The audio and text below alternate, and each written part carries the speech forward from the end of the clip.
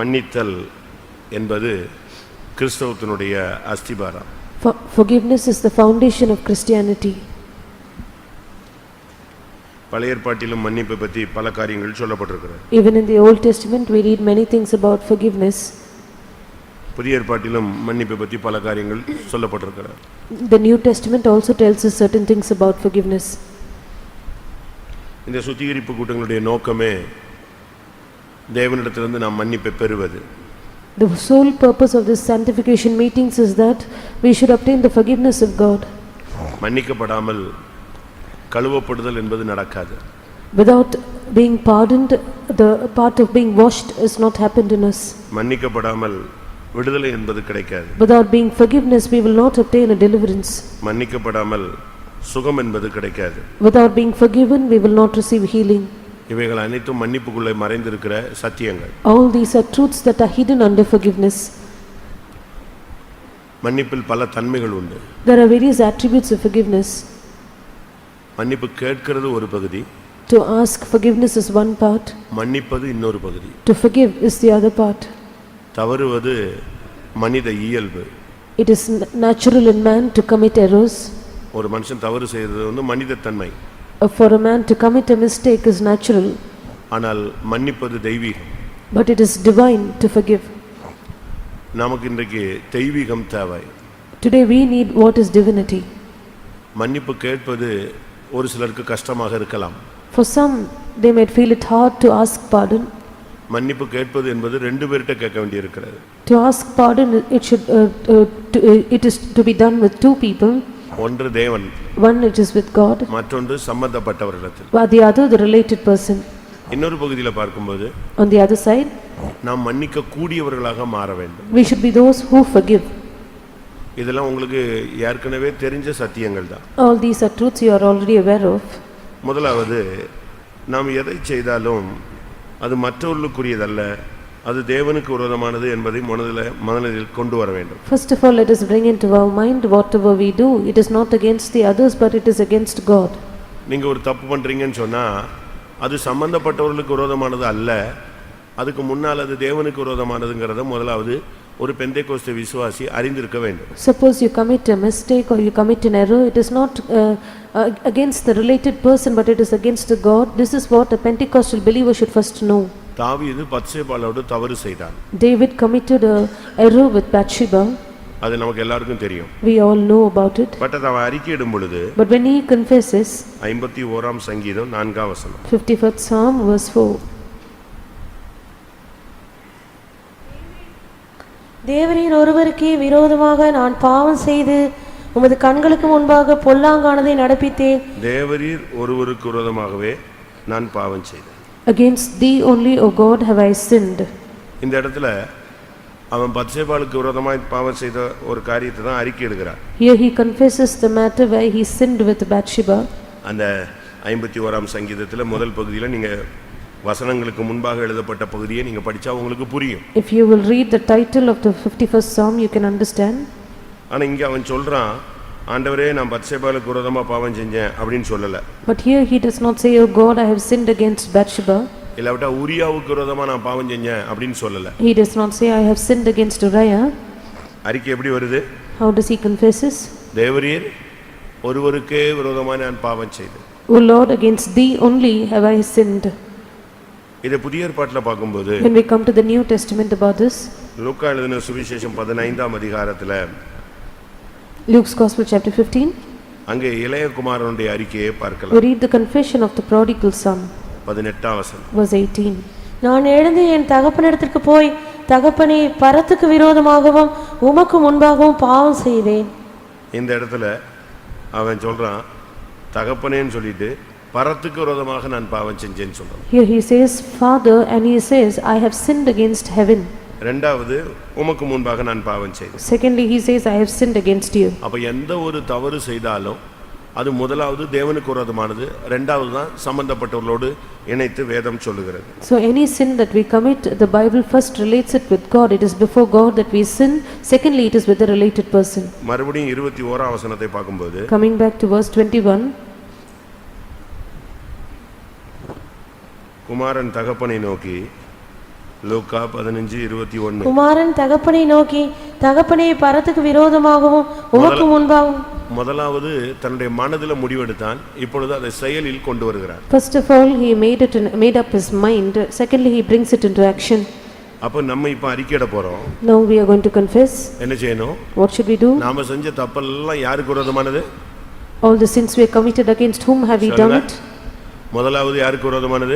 First of all, against whom have we? தேவனுக்கு விரோதமானது. It is against God. இரண்டாவது இளையகுமாரனுடைய அறிக்கையின்படி பரலோகத்துக்கு விரோதமானது. Secondly, according to the confession of the prodigal son, it is against heaven. தாவீதின் அறிக்கையின்படி தேவனுக்கு விரோதமானது. According to David's confession, it is against God. இளையகுமாரனுடைய அறிக்கையின்படி அது பரலோகத்துக்கு விரோதமானது. According to the confession of the lost son, it is against heaven.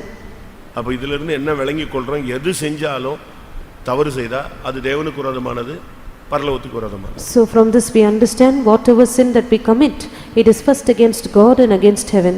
அப்ப மன்னிப்பு யார்ட்ட ஃபர்ஸ்ட் கேட்கணும்? So whom should we first ask pardon from? மேல உள்ளவர்ட்ட ஃபர்ஸ்ட் அந்த ஃபைலை க்ளோஸ் பண்ணணும். First of all, we have to close our file with one who's above. அங்க close பண்ணிட்ட பிறகு After we have closed it there, இரண்டாவது சம்பந்தப்பட்டவர்ட்ட நம்ம மன்னிப்பு கேட்கணும். secondly we have to ask pardon from the related person. ஒருவேளை நீங்க தப்பே செய்யாம இருப்பீங்க. Perhaps you have not committed the fault. அப்ப என்ன செய்யறது? So what should you do? நான் போய் மன்னிப்பு கேட்கணுமா? Should I ask pardon? நீ மன்னிப்பு கேட்க வேண்டாம். Do not ask நீ pardon. மன்னிச்சிரு. You forgive. அப்ப அவங்க வந்து என் கால்ல விழுவாங்களா? So will they come and fall at my feet? அவங்க விழுகுறாங்களோ இல்லையோ, Whether they fall or not, நீ அவங்கள என்ன செஞ்சிரணும்? மன்னிச்சிரணும். you should pardon them. எத்தனை தடவை மன்னிக்கணும்? How many times should you forgive? சொல்லுங்க. அவங்க ஒரு தடவை மன்னிப்பே கேட்கல. They have not asked forgiveness from you even Bible once. சொல்லுகிறது எத்தனை தடவை மன்னிக்கணும்னு சொல்லுது? How many times does the Bible ask you to forgive? 4 9 0 அப்படிதானே? ஏழா எவ்வளவு? 490 தானே? கரெக்ட் தானா? அப்போ எப்பெல்லாம் அது மண்டையில ஃபிளாஷ் ஆகுதோ அப்பெல்லாம் உடனே மன்னிச்சிட்டேன். இது பாஸ்டர் டான் சொன்ன சத்தியம். This was the truth Pastor Don had revealed. He said every time it flashes in your mind, you have to keep on saying, I have pardoned, I have forgiven. Particular party ஒன்னே விட ஸ்ட்ராங்கா இருப்பான். The particular party might be stronger than you. மன்னிப்பே கேட்க மாட்டான். He will never ask pardon. நான் என்ன பண்ணேன்? What fault have I committed? அவன் ஒரு ஸ்கேல் வச்சிருப்பான், இல்லட்டா அவன் ஒரு வெயிட் வச்சிருப்பான். They would have a particular balance on their side. அந்த பேலன்ஸ் தூக்கி வச்சிட்டே நின்னுட்டே இருப்பான். He will hold the balance and he will count it ஆனா there. நமக்கு அது வந்து அடிக்கடி நம்மள டிஸ்டர்ப் பண்ணுது. But this will keep on flashing and disturbing அப்ப us. டிஸ்டர்ப் பண்ணும் பொழுது Each time it disturbs us. இதை குறித்து இயேசுவினிடத்துல பேதுரு பேசுகிறார். St. Peter speaks to Jesus about this concern. மத்தேயு 18ஆம் அதிகாரத்துல Matthew's Gospel chapter 18 21ஆம் வசனம். verse 21. அப்பொழுது பேதுரு அவரிடத்தில் வந்து, ஆண்டவரே, என் சகோதரன் எனக்கு விரோதமாய் குற்றம் செய்து வந்தால் நான் எத்தனை தரம் மன்னிக்க வேண்டும்? 7 தரம் மட்டுமோ என்று கேட்டான். பேதுருவுக்கு சகோதரன் யாரு? Who was the brethren of Peter? எல்லாம் நல்லா கவனிக்கணும், வந்ததே லேட்டு, கவனிங்க. Pay attention. பேதுருவுக்கு சகோதரன் யாரு? Who were Peter's brethren? அந்திரேயா. Andrew. அவனும் ஊழியக்காரன் தான். He was also a servant of God. இப்போ இவன் போய் பக்கத்து வீட்டுக்காரன் எனக்கு விரோதமாய் தவறு செய்தால் நான் எத்தனை தடவை மன்னிப்புன்னு கேட்கல. He did not ask how many times should I forgive if my neighbor sins கூட வேலை against. பார்க்குற கொலீக்ஸ் தப்பு பண்ணிட்டா நான் என்ன செய்யணும் அப்படின்னு கேட்கல. He did not ask if my colleague will do a mistake against me, what should I do? இங்க How many பாயிண்ட் times? கரெக்ட்டா கொண்டு வரார். என் ஆண்டவரே, என் சகோதரன் எனக்கு விரோதமாய் குற்றம் செய்து வந்துகிட்டே இருக்கான், அவன் கண்டினியூ பண்ணிக்கிட்டே இருக்கான். He says, oh Lord, my brethren is continually sinning against me. But ஒரு ட்ரிப் கூட அவன் என்ன செய்யல, மன்னிப்பு கேட்க வரல. He has not even come once to ask நான் pardon. இப்போ என்ன செய்யறது? Now what should I do? எத்தனை தடவை மன்னிக்க வேண்டும்? How many times should I forgive? 7 தடவை மட்டுமோ? Only 7 times. அப்ப இயேசு என்ன சொன்னாரு? What did Jesus reply? 70 தரம். He said 70 times 7. சாப்பிடும்போது திடீர்னு சிந்தையில வந்துரும். When you eat, you might have it in your mind. தூங்கும்போது வந்துரும். Maybe when you're sleeping, you will have it flashing. புறப்பட்டுட்டு இருக்கும்போது வந்துரும். When when you're preparing yourself to go சாப்பிடுற away, நேரத்துல வந்தா சாப்பாடு இறங்காது. at the time when you eat, you will not feel like தூங்க eating. போன நேரத்துல வந்தா தூக்கம் வராது. When you're about to sleep, you will not feel like sleeping. இப்போ அந்த நேரத்துல எல்லாம் நீங்க அதை என்ன செய்யணும்? All those times, what should you do? என்ன செய்யணும்? What should you do? மன்னிக்கணும். You should forgive. எப்படி மன்னிப்பீங்க? How will you forgive? இயேசு சொல்றாரு, அறியாமல் செஞ்சிட்டாங்க மன்னிச்சிருங்கங்கறாரு. Jesus says they know not what they have done, so pardon them. அது யூத ஜனங்கள் தெரியாம செஞ்சுட்டாங்க. The Jews, they were unaware of all these. நம்ம வீட்ல உள்ளவன் தெரியாமல செய்றான். But those with us, are they ignorant? நீ 2 பைபிள் வச்சிருந்தா அவன் 7 பைபிள் வச்சிருக்கான். You have 2 Bibles, they have 7 Bibles. அப்ப தெரியாமல செய்றான். So are they ignorant of what they're doing? இதே பிரசங்கம் தான் கேக்குறான். They hear the same message. ஆனா இயேசு சொல்றாரு அறியாமல் செய்தார்கள். Jesus says in their ignorance they have done it. உண்மைதான். It is true. இந்த மன்னிப்பின் புனிதத்தன்மை தெரியாம தெய்வீகத்தின் ஆழம் தெரியாம நடந்து கொள்றது தான் பாவம். They do not know sin is to walk against divinity, which is they not knowing the depth of divinity. நீங்கள மன்னிக்க வேண்டும். You have to pardon them. ஒருவேளை ஒருத்தன் வந்து மன்னிப்பு கேட்டானா Perhaps somebody comes to ask pardon from you. நீங்க அதுக்கு பிரசங்கம் பண்ண கூடாது. Do not try to preach to them. உன்னை பத்தி தெரியாதா? Don't I know about you? திருப்பி திருப்பி இதே தான் சொல்லிட்டே இருப்ப. You will keep on repeating this. போ போ போ மன்னிச்சாச்சு போ. You will say, okay, you can go, I have pardoned. அப்படிதானே சொல்லுவீங்க? Isn't that your reply? லூக்கா 17ஆம் அதிகாரம் Luke's Gospel chapter 17 3-4 verses 3 and 4. உங்களை குறித்து எச்சரிக்கையாயிருங்கள். உன் சகோதரன் உனக்கு விரோதமாய் குற்றம் செய்தால் அவனை கடிந்து கொள். அவன் மனஸ்தாபப்பட்டால் அவனுக்கு மன்னிப்பாயாக. அவன் ஒரு நாளில் 7 தரம் உனக்கு விரோதமாய் குற்றம் செய்து 7 தரமும் உன்னிடத்தில் வந்து நான் மனஸ்தாபப்படுகிறேன் என்று சொன்னால் அவனுக்கு மன்னிப்பாயாக என்றார். இது 490 தாண்டி போய்டும் போல தெரியுது. This seems like it will exceed the 490 times. Per day 7 times. 7 times a day. ஒரு நாளைக்கு 7 தரம். 7 times a day. அப்படி பார்த்தா சாகர வரைக்கும் டெய்லி வந்துட்டு காலையில காபி குடிக்கும்போது காப்பில கொஞ்சம் சர்க்கரையை கூட்டி போட்டேன்ல, சாரி மன்னிச்சிருங்க, அதை வைக்கும்போது கொஞ்சம் கொட்டிடுச்சு, இல்ல மேலே கொட்டிடுச்சோ சோதரம் கவனிக்கல, இப்படி சொல்லிட்டே இருந்தா உனக்கு எப்படி இருக்கும்? If he keeps on following you saying I have the sugar is exceeded in your coffee and I have spilt it while I kept it down and so you pardon me. Pastor T அவர்கள் பேசும் பொழுது When Pastor T speaks about this, அது கொஞ்சம் டிஃபரண்டா இருக்கும். It is a different angle. முதலாவது மன்னித்தல் என்ற சத்தியத்தை பேசும்போது அவர் சொல்றாரு நீ ஃபர்ஸ்ட் தேவனை மன்னிக்கணும்ங்கறாரு. When he speaks about the truth of forgiveness, he says first you ought to forgive God. யாரை? Whom should you forgive? யாரை மன்னிக்கணுமா? Whom should you forgive? கடவுளை மன்னிக்கணும்ங்கறாரு. You ought to forgive God. Why? உங்க கோபத்தை கடைசியா யார்ட்ட தான் காட்டுறீங்க? On whom do you show your anger on? யார் சரியில்லைன்னு சொல்றீங்க? Whom do you say is not right? ஆதாம்ட்ட கேக்குறாரு. He asks Adam. என்ன மகனே இப்படி பண்ணிட்டியே? உடனே அவன் என்ன சொன்னான்? நீங்க பார்த்து கல்யாணம் கட்டி வச்சீங்க இல்லையா ஒரு எலும்பு, அந்த எலும்பு தான் இப்ப என்ன செய்யுது? என்னை எலும்ப விடாமாக்கிடுச்சு. When he asked Adam, why have you done like this? He said the bone that you got me married to. இப்போ கோபம் யார் மேல வருது அவனுக்கு? On whom is he angry on? உங்களுக்கு சுகம் கிடைக்கல, ஜெபிச்சு பாக்குறீங்க, டென்ஷன் ஆகி யார் மேல தான்? ஆண்டவர் என்னை குணமாக்கல, ஆண்டவர் எனக்கு வேலை கொடுக்கல, ஆண்டவர் எனக்கு குழந்தை கொடுக்கல, ஆண்டவர் எனக்கு நல்லது செய்யல, இப்படி அநேகருக்கு யார் மேல கோபம் இருக்கு? இருக்கா? ஆண்டவர் மேல அநேகருக்கு கசப்பு இருக்கு. You try praying, finally when you don't receive a healing, you don't receive a good job, you don't have a child, you immediately have your anger and bitterness against God. என்னெல்லாமோ தப்பு பண்றான், அவன்லாம் நல்லா இருக்கான். People who are committing so many errors are faring well. நான் உண்மையா இருக்கேன், இவர் கண்டுக்கிறதே இல்ல. I am faithful but God does not bother about me. பிரச்சனை அதிகமா இருக்கு. My problems are increasing day by day. எல்லாரும் பரியாசம் பண்றான். People are mocking me. இவர் ஏன் கண்ணை மூடிட்டு இருக்காரு? Why is the Lord closing his eyes? இப்படி எல்லாம் நம்ம பேசுறோமா இல்லையா? Aren't we speaking like this? உங்களுக்கு கோபம் இருக்கா ஆண்டவர் மேல? Do you have your anger against God? அதனால அவர் சொன்னாரு முதல்ல நீ ஆண்டவரை மன்னிச்சிரு. So he says first you forgive God. இரண்டாவது Secondly, உன்னையும் மன்னிக்கணும்ங்கற. forgive yourself. யாரை? Whom do you forgive? உன்னையவே நீ மன்னிக்கணும். You have to forgive yourself. Why? உன் மேலயே உனக்கு கோபம் இருக்கு. You are angry on yourself. படிப்பு வரல. You are unable to learn well. வாய்க்கல. Your life is not proper. நம்மளால ஒண்ணுமே செய்ய முடியல. I am unable to do anything. உனக்கே ஒரு inferiority complex இருக்கு. You are compassed with an inferiority complex. உனக்கு உன் மேலயே நொந்து கொள்ற ஒரு தன்மை இருக்கு. You have an aspect of you feeling very pitiful on yourself. வந்து டம்மு டம்முன்னு முட்டிக்கிடுற. You are angry on yourself. உன் மேலயே கோபம் வந்து தலையில அடிச்சுக்கிறீங்க. You hit upon your head when you are angry on yourself. அப்போ இந்த தான் மேல உள்ள கோபம் தான் ஒருத்தனை தற்கொலைக்கு தூண்டுகிறது. So the anger on oneself instigates the person towards committing suicide. நம்ம இருந்து என்னத்துக்கு? What is the purpose of living? நாம ஒரு உதவாத ஆளு. I am fit for nothing. இப்ப தான் மேல அவனுக்கு பயங்கர காட்டம் வந்திருக்கு. So he is angry on himself now. அது அவனை கொண்டு போய் தற்கொலைக்கு தள்ளி விட்டுரு. That leads him towards committing suicide. இப்படி அவர் சொல்லிட்டே வர்றார். Likewise he keeps on speaking. உங்களுக்கு அப்படி ஏதாவது இருக்கா? Do you have any such feeling? இன்றைக்கு இந்த கூட்டத்துல நீங்க சரியான ஒரு மன்னிப்பை நீங்க பிராக்டீஸ் பண்ணணும். Today in this meeting you have to train yourself, practice on the right forgiveness. முதலாவது நீ செய்த ஒவ்வொரு தப்பும் பரலோகத்துக்கு விரோதமானது. First of all, every sin you have committed is against heaven. இரண்டாவது தேவனுக்கு விரோதமானது. Secondly, it is against God.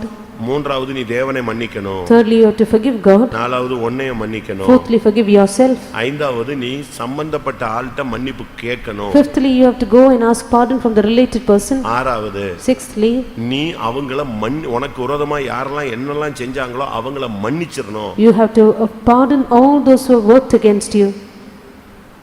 செய்ய முடியுமா இதெல்லாம்? Are you able to do all these? மன்னிச்சிட்டேன்னு சும்மா சொல்லக்கூடாது.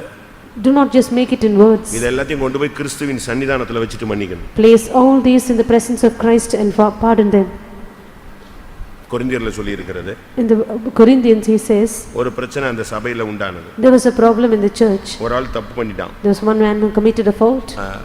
2 கொரிந்தியர் 2:10 பார்க்கும்போது 2 Corinthians chapter 2 verse 10. எவனுக்கு 2 கொரிந்தியர் 2ஆம் அதிகாரம் 10ஆம் வசனம்.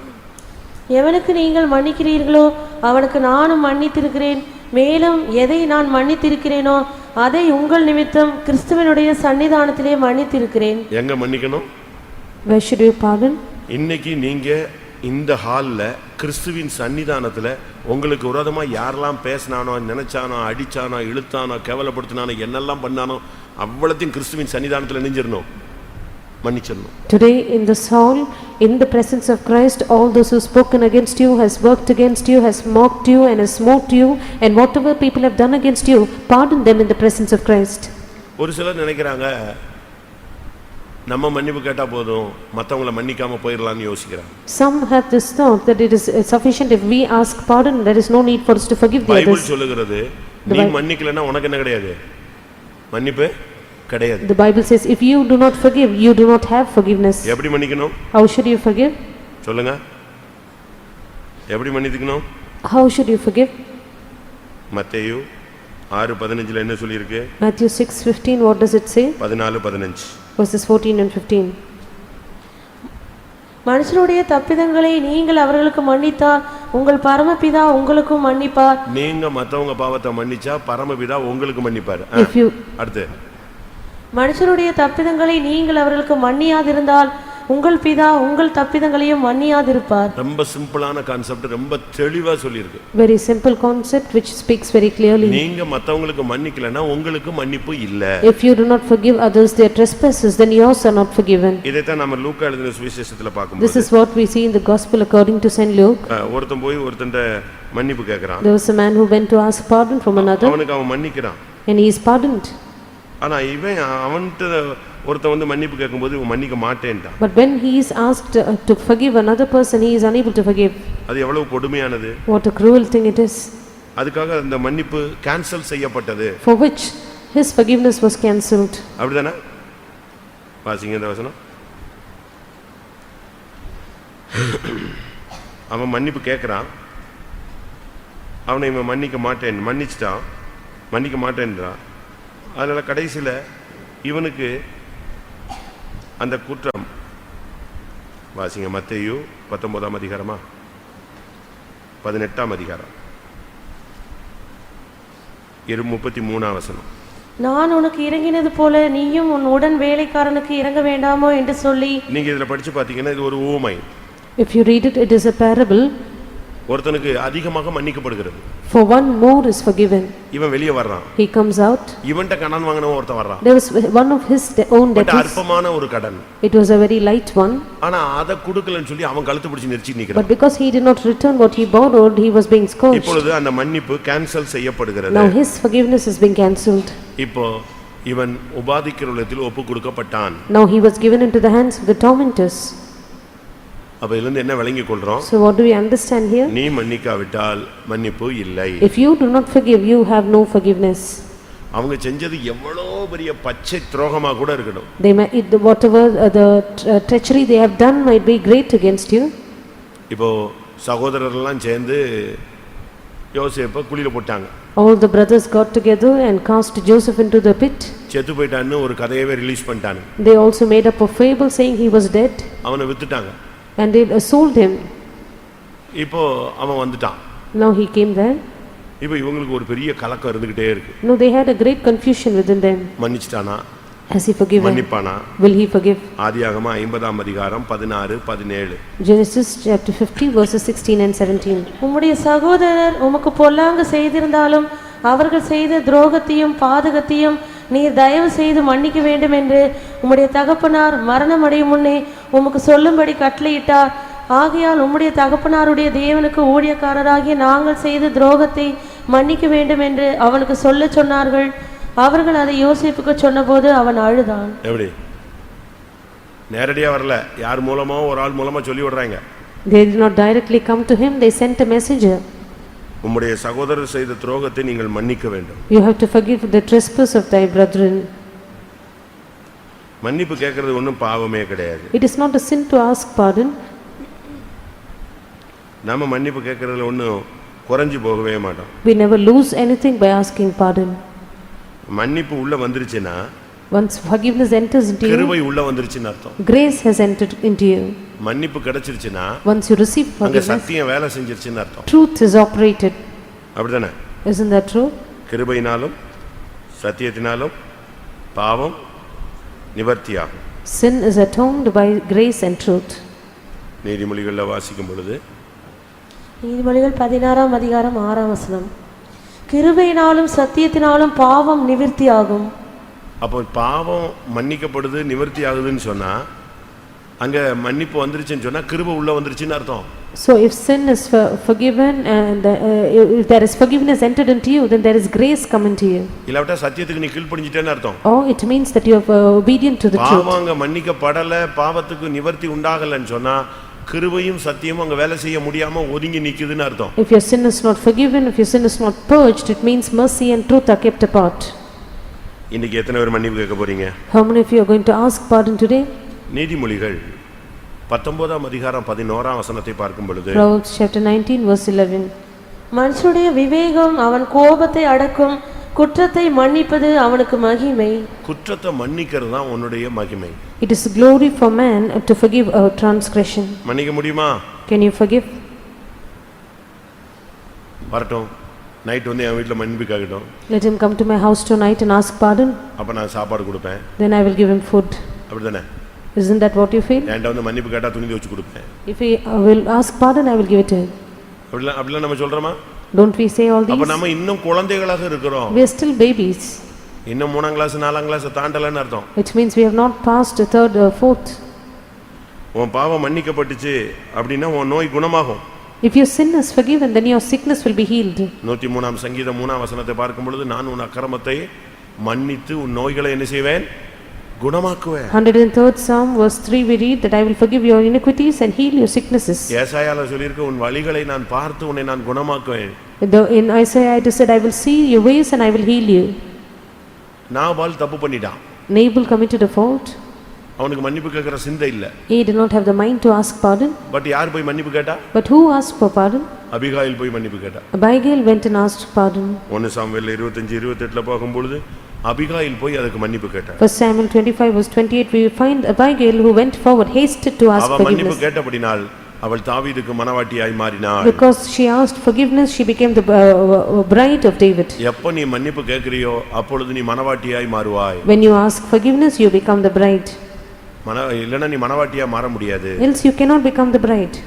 அதை நீங்க விளங்கிக் கொள்ளணும். You need to understand this. மன்னிப்பு கேட்கும் பொழுது தான் நீ கிறிஸ்துவின் மனவாட்டி. Each time you ask forgiveness, you are the bride of Christ. அடுத்து நாம் செஞ்ச பாவங்கள் அதிகமாக இருக்கிறது. Our sins that we have committed are much more. அது தேவன் மன்னிச்சார்னு எப்படி கண்டுபிடிக்க முடியும்? How do we know that God has forgiven our sins? Bible சொல்லுகிறது, கொஞ்சம் மன்னித்தால் கொஞ்சமாய் அன்பு கூறுவான். If the Bible says if you have forgiven, if little is forgiven, you will love him little. அதிகம் மன்னிக்கப்பட்டால் அதிகமாய் அன்பு கூறுவான். He that is forgiven more will love him more. லூக்கா எழுதின சுவிசேஷம் Luke's Gospel 7ஆம் அதிகாரம் 47ஆம் வசனம். chapter 7 verse 47.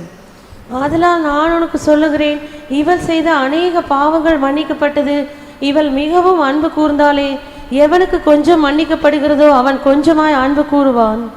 எவனுக்கு அதிகமாய் அன்பு மன்னிக்கப்படுகிறதோ அவன் அதிகமாய் அன்பு கூறுவான். To whom is more forgiven, he will love him more. அப்ப நீங்க கிறிஸ்துவனிடத்துல அன்பு கூறுகிறதுலயே கண்டுபிடிச்சுக்கலாம் உங்க பாவம் கொஞ்சம் மன்னிக்கப்பட்டிருக்கா அதிகம் மன்னிக்கப்பட்டிருக்காங்க. So from the extent to which you love Christ, you can understand to what extent your sins are forgiven. அதனால நாம இந்த நாட்கள்ல ஒன்று நீங்க மன்னிங்க. These days, number one, we should forgive. இரண்டாவது என்ன செய்யுங்க? மன்னிப்பு கேளுங்க. Secondly, you ask for forgiveness. ஒரு ஒப்புரவாகுதலை தேவன் எதிர்பார்க்கிறார். God expects a reconciliation. நீங்க ஒப்புரவாகும்போது பகையாக நிற்கிற நடு சுவர் என்ன செய்றோம்? ஒட்டச்சு தூக்கிடலாம். So when you reconcile, you can break down the middle wall of partition. அதுதான் நமக்கு தேவனுக்கு முன்னால் நின்னுட்டு அவருடைய முகத்தை மறைச்சிக்கிட்டே இருக்கு. It is that wall which stands between us and God and hides his face from us. ஏசாயா 59:2 Isaiah 59 verse 2. உங்கள் அக்கிரமங்களே உங்களுக்கும் உங்கள் தேவனுக்கும் நடுவாக பிரிவினை உண்டாக்குகிறது. உங்கள் பாவங்களே அவர் உங்களுக்கு செவிகொடாதபடிக்கு அவருடைய முகத்தை உங்களுக்கு மறைக்கிறது. இதுதான் பிரச்சனை. This is the problem. எனக்கு ஒரு ஊழியக்காரருக்கு ஒரு பிரச்சனை இருந்தது. I and another servant of God had a problem.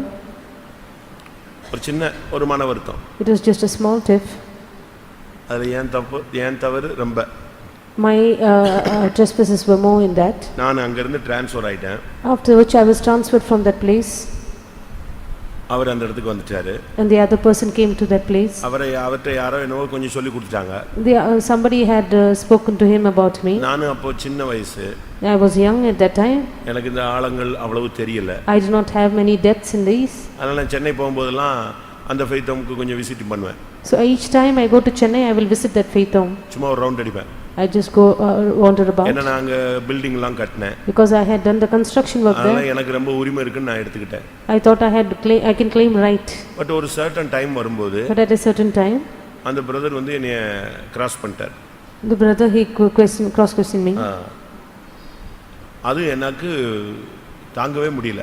I could not endure his words. நம்ம கஷ்டப்பட்டு கட்டி வச்ச ஃபெய்த் ஹோம்ல வந்துட்டு நம்மளே குறை சொல்லிட்டானே. I found it so difficult to build this faith home, but he has found fault with me.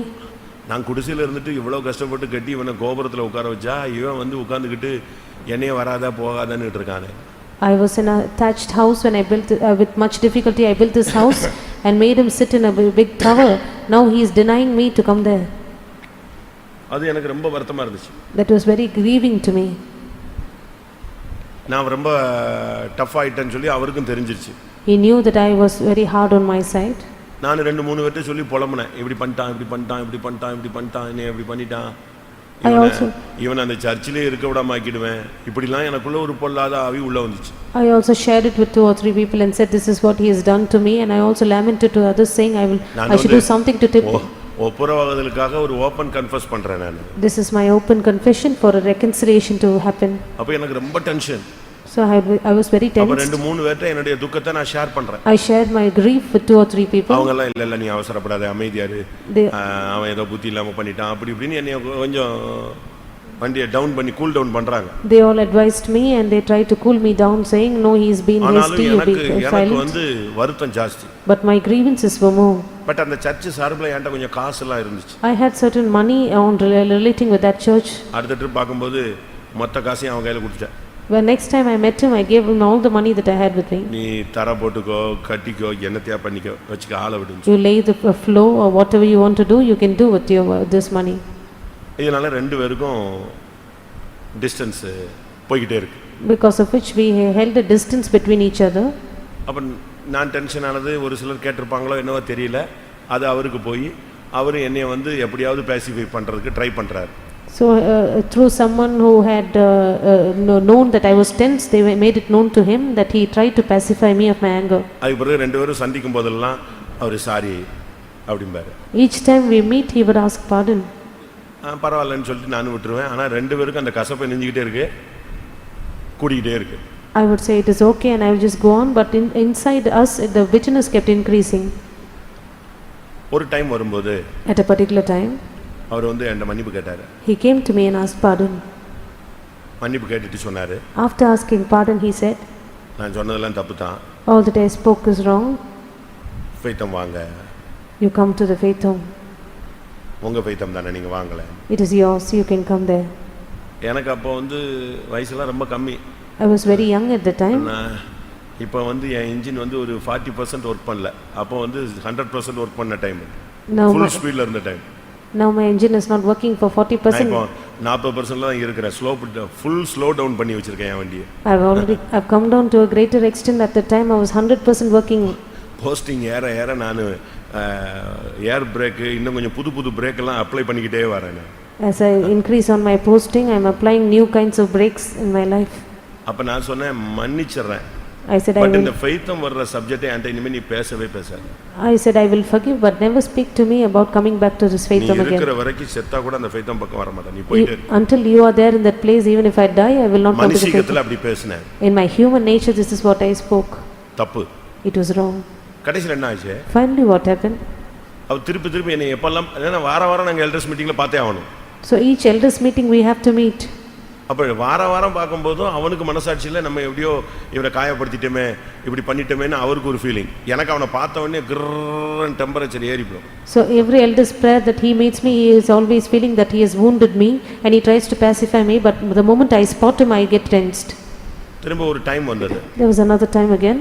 அவன் கூப்பிட்டு பார்த்து வெறுத்துட்டான்.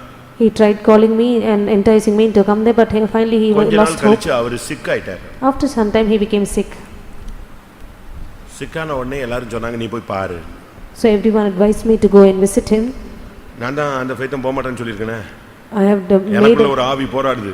There was a spirit within which was striving that I would not go there. பார்க்கலாம் அப்படின்னு. I said, let me see. அப்போ assistant கூப்பிட்டு சொன்னார், central assistant, நீ இப்படிலாம் பண்ணாத, சிக் ஆயிட்டான், போய் பாரு.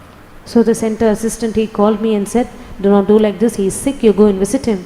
அவர் என்னோட சின்னவர், அதனால உன் வேலையை பாரு, நான் பார்த்துக்கிறேன்னு சொல்லிட்டேன். He was younger than me, so I said, you mind your business, I will take care. திரும்ப 2-3 பேர் சொன்னாங்க போய் பாரு. Again 2 or 3 people said, you go and visit him. சரி, இன்னும் கடைசியில் அவருக்கு ஃபோனை போட்டு நான் பேசினேன். Finally I made a call to him and spoke to him. நான் வர்றேன் உன்னைய பார்க்க. I am coming to see you. உடனே அவர் அவ்வளவு பற்றி சொல்லிட்டாரு. Immediately he made it known to everyone. என்னை பார்க்க துரை வர்றான்னு சொல்லிட்டான். He is coming. இன்னைக்கு வர்றாருன்னு உடனே அப்போ இருந்து ஒரே புலம்பல் மாதிரி ஆகிப்போச்சு. நான் பார்க்க வரேன். நான் எங்கே போனேன்? The very moment he made it known to everyone that I was going to visit him, but I did not go. நான் போகவே இல்லை. I never went. அப்போ எல்லாத்தையும் சொன்னாருங்க. சரி, ரைட், விடுன்னு சொல்லிட்டேன். So everyone came to me and said that he said I was coming there. அப்போ நான் அரக்கோணத்தில் இருக்கேன். I was at Arakonam at that time. இந்த ஏரியா தான். It is in that area. திரும்ப சொன்னாங்க நீ போய் பாரு. Again they advised me to go and visit him. Condition மோசமாக இருக்கு. The condition is going worse. என் ஹார்ட் நேற்று சொன்ன மாதிரி கல்லு மாதிரியே தான் இருந்துச்சு. As I mentioned yesterday, my heart was like a stone. மறுபடியும் அவரை கொண்டு போயிட்டாங்க, அடையார் கொண்டு போயிட்டாங்க. Afterwards they took him to Adayar. அப்பவும் நான் போல. Even then I did not go. அப்போ ஒரு நாள் கூப்பிட்டு சொன்னாங்க. So one day they called me and said, நீ காலத்துக்கும் மனஸ்தாபப்படுவ.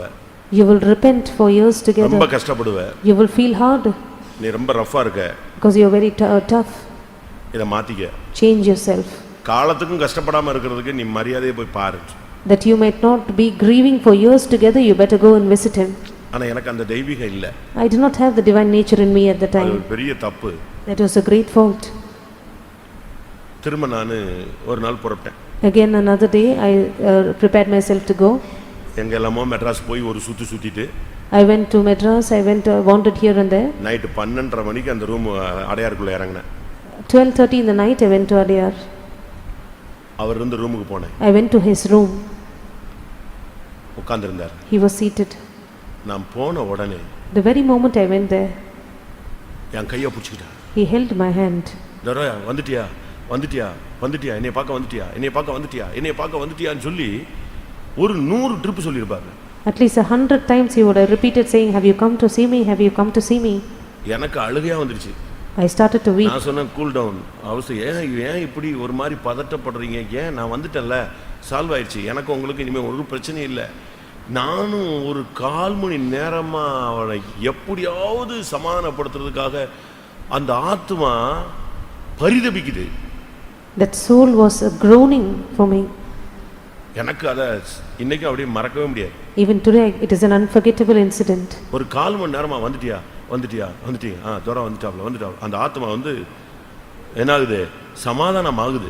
15 minutes he kept repeating, have you come, and his soul was being satisfied and at peace. நானும் அழுது I wept. இல்ல நான் தான் தப்புன்ட்ட விட்டு பிரச்சனை முடிஞ்சது, கூல் டவுன் ஆயிடுச்சு, கூல் டவுன். ஏன் இப்படிலாம் டென்ஷன் ஆற, எதுக்கு அப்படியே கூல் டவுன் பண்ணிக்கிட்டே இருந்தேன்.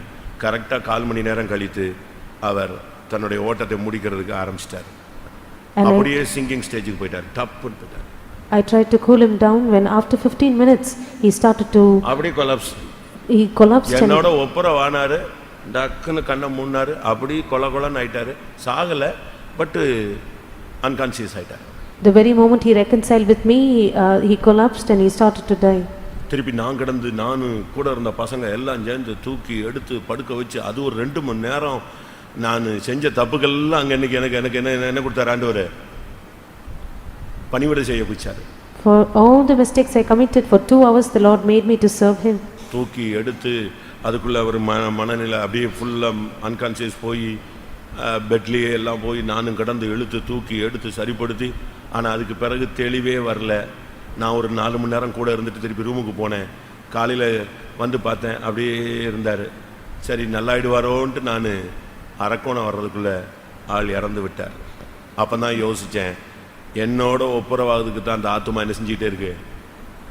அன்னைக்கு மட்டும் நான் போய் ஒப்புரவாகலைன்னா இன்றைக்கி நான் இந்த இடத்துல பிரசங்கம் பண்ணி பிரயோஜனம் இல்லை, எனக்கு சீயோன் கிடைக்காது. If I had not reconciled on that day, there is no profit of me sitting here and giving you a message. I will not get Zion. எத்தனை வருஷம் ஊழியம் செஞ்சாலும் எனக்கு என்ன கிடைக்காது? ஏன்னா பர்டிகுலர் பார்ட்டி மேலே போயிட்ட பிறகு எனக்கு என்ன கிடைக்காது? நான் யார்கிட்ட போய் மன்னிப்பு கேட்பேன்? கிடைக்காது. How many ever years I minister, after the particular party is gone to heaven, but I will now, whom will I go to ask pardon? அடுத்த நாள் ஆராதனை சும்மா டியூ கலக்குறாரு, அடக்காராதனை. நீங்க ஆளெல்லாம் கண்டுபிடிச்சிருவீங்க. The very next day, Pastor T.U.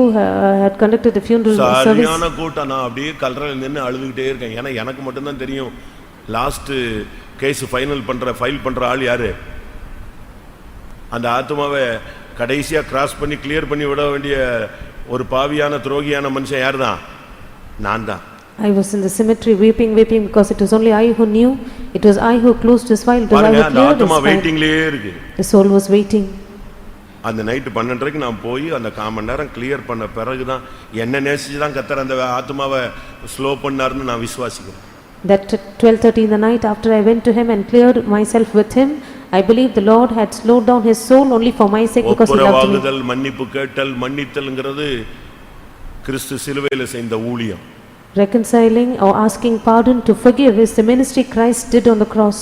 சிலுவையில் இயேசு என்ன சொன்னாரு? பிதாவே பிதாவே இவர்கள் அறியாமல் செய்கிறார்கள், இவர்களை மன்னியும். Jesus on the cross said, Father, forgive them, for they know not what they do. கண்களை மூடுவோம். Let us all close our eyes. இது மன்னிக்க வேண்டிய கூட்டம். This is a time of meeting where we இந்த forgive. கூட்டத்துல தேவ ஆவியானவர் உன்கிட்ட பேசுறாரு, மன்னித்தல். In this 8th meeting, the Spirit of the Lord is speaking to you, அவங்க forgiveness. மன்னிப்பு கேக்குறாங்களோ இல்லையோ, இன்னைக்கு மன்னிச்சிட்டேன்னு சொல்லு. Whether they அந்த ask, கசப்பு, அந்த மன்னிப்பு கேட்க விடாம மன்னிக்க முடியாம இருக்கிற ஆவி ஆணி அடிக்கப்படட்டும். whether they ask pardon or not, you keep on saying, forgive, I will forgive. For with that, let this spirit of forgiveness, which is a bitterness, be nailed on the cross. பாஸ்டரே இப்படி தான் பண்ணிருக்காரு அப்படின்னு சொல்லி நீ கவுந்து போறதுக்கு இந்த பாயிண்ட நீ காரணமா எடுத்துக்காத. Do not make use of this confession as a point to say that pastor himself has done like this, and let me also continue. நான் இதை யார்ட்டையுமே அறிக்கையிடல, 1-2 இடத்துல சொல்லியிருப்பேன். எனக்கு அறிக்கை செஞ்சாலாவது எனக்கு அதுல ஒரு மீட்பு கிடைக்குமான்னு நான் பேசிட்டு இருக்கிறேன். 1 or 2 places I would have mentioned this, but I confess this openly to have a redemption on my side. ஆம், மன்னிப்பு கேட்க வேண்டியவனும் மன்னிக்க வேண்டியவனும் நானே என்று சொல்லுகிறவர்கள் கண்களை மூடி நெடுமுழங்கால் போடுவோம். All those who say, yes, it is I who should forgive, it is I who should ask for pardon, close your eyes, kneel down. வாயை திறங்க, Open your mouths, சத்தமிடுங்க, cry out aloud, சிந்திச்சு பாருங்க. you examine yourself. உங்க சைடுல உள்ள நியாயத்தெல்லாம் கர்த்தர் காண்கிறார். The Lord sees the justice on your side. உன் சைடுல உள்ள நீதி நியாயம் எல்லாம் கர்த்தர் காண்கிறார். God is watching the justice and righteousness on your part. அதுக்கு கர்த்தர் உனக்கு பலன் தருவார். God will reward you. உனக்கு செய்த அநியாயங்கள், All the injustice that is done to உனக்கு you, இழைக்கப்பட்ட அநீதிகள், all the unrighteousness that is given to you, உனக்கு விரோதமாய் செய்த துரோகங்கள், every treachery against you, எல்லாவற்றையும் மன்னிச்சிரு. forgive all of them. ஒருவேளை உன் இருதயத்துல நீ செஞ்சிட்ட தப்பு அப்படிங்கிற மாதிரி ஒரு உணர்வு வந்தா மன்னிப்பு கேட்று. Perhaps in your heart you have a feeling of conviction that you have committed a fault. Ask pardon.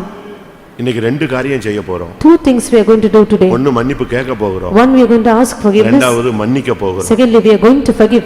இந்த ரெண்டுக்கும் பின்னால தான் பிசாசும் வியாதியும் நின்னுக்கிட்டே இருக்கு. The devil and sickness are standing behind both these. நீ இந்த ரெண்டும் செய்யும்போது When you do both these, வியாதியும் போய்டும் பிசாசும் போய்டும். sickness will go away, devil will run away. எத்தனை பேர் தேவனுடைய வசனத்தை விசுவாசிக்கிறீங்க? How many of you believe on the word of God? நீங்கள் மற்றவர்களை மன்னிக்கும்போது When you forgive the others, கிறிஸ்து உங்களை மன்னிக்கிறார். Christ forgives you. எப்படி மன்னித்தார்? How did he forgive? கிறிஸ்து உங்களை மன்னித்தது போல நீங்கள் மற்றவர்களை மன்னிக்க வேண்டும். Just as Christ forgave you, you ought to forgive the others. பிதா உங்களை மன்னித்தது போல நீங்கள் மன்னிக்க வேண்டும். Just as the Father forgave you, you need to forgive the others. காரணம் சொல்லக்கூடாது. No reasons in this case. நியாய நீதிகரிக்க கூடாது. Do not justify. ஆண்டவரே, நான் மன்னிப்பு கேட்கிறேன். Lord, I will ask pardon. என்னுடைய பேச்சு சரியில்லை. My speech is not right. என் செயல்கள் சரியில்லை. My actions are not good. சிங்காசனத்துக்கு முன்னால நான் தான் குற்றவாளி. I am the convict before the throne. என்னை மன்னிச்சிரும். Pardon me, O God. ஆண்டவரே, இந்த விஷயத்துல என் மேல தப்பு இல்லைன்னு உமக்கு தெரியும். Lord, you know there is no fault on me in this matter. ஆனால் என்னை குற்றவாளியாய் தீர்த்து விட்டார்கள். But they have accounted me an accused. ஆனால் நீர் சிலுவையில மன்னித்தீர். But you forgive on the cross. நானும் இன்னைக்கு இந்த கூட்டத்துல மன்னிக்கிறேன். Today in this meeting I too will forgive. எத்தனை பேருக்கு அப்படி வாயை திறந்து சொல்ல முடியும்? How many of you can open your mouth and openly confess? இன்னைக்கு தான் நீங்க சுவரை உடைக்க போறீங்க. Today you are going to break the wall. பகையாக நிற்கிற நடுச்சுவரை தகர்க்க வேண்டிய ஆள் நீதான். It is you who should break the middle wall of partition.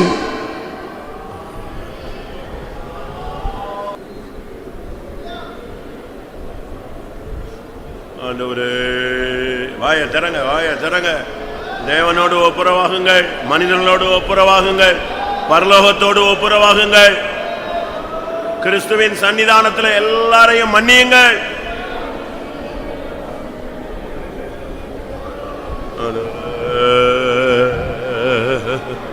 ஹல்லேலூயா, ஹல்லேலூயா, ஹல்லேலூயா. ஆமென், ஆமென், ஆமென், ஆமென், ஆமென். ஹல்லேலூயா, ஹல்லேலூயா, ஹல்லேலூயா. நீங்கள் மன்னிக்கும் பொழுது சாத்தானுடைய தலையை நசுக்குகிறார். நீங்கள் மன்னிக்கும் பொழுது அவனுடைய வல்லமை அழிக்கப்படுகிறது.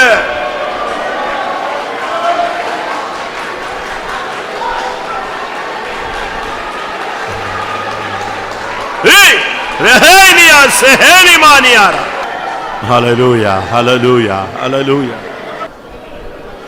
இன்றைக்கு கர்த்தர் உன் வாழ்க்கையில் ஒரு முக்கியமான நாளாய் வைத்திருக்கிறார்.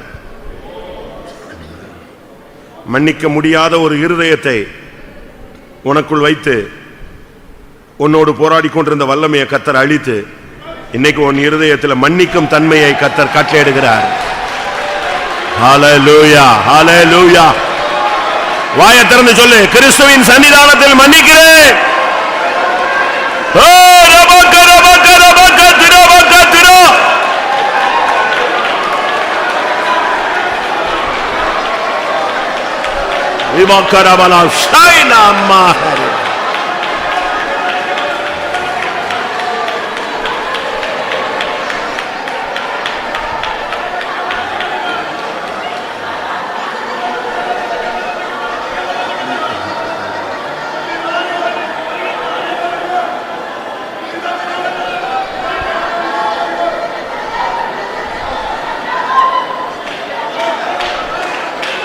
Hallelujah.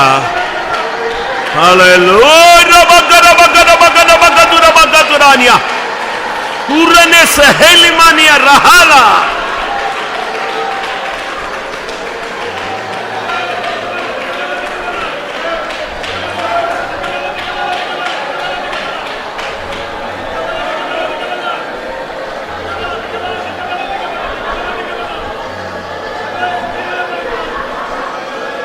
இயேசுவின் நாமத்தில், இயேசுவின் நாமத்தில், நசரேயனாகிய இயேசுவின் நாமத்தில்.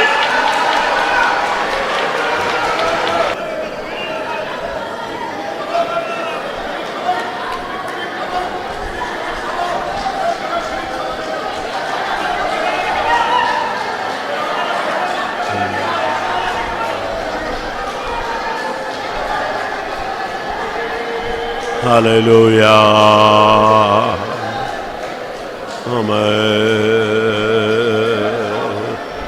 ஆமென் ஆமென் ஆமென் ஆமென் ஆமென் ஆமென் ஆமென் ஆமென் ஆமென். ஹalleluya ஹalleluya.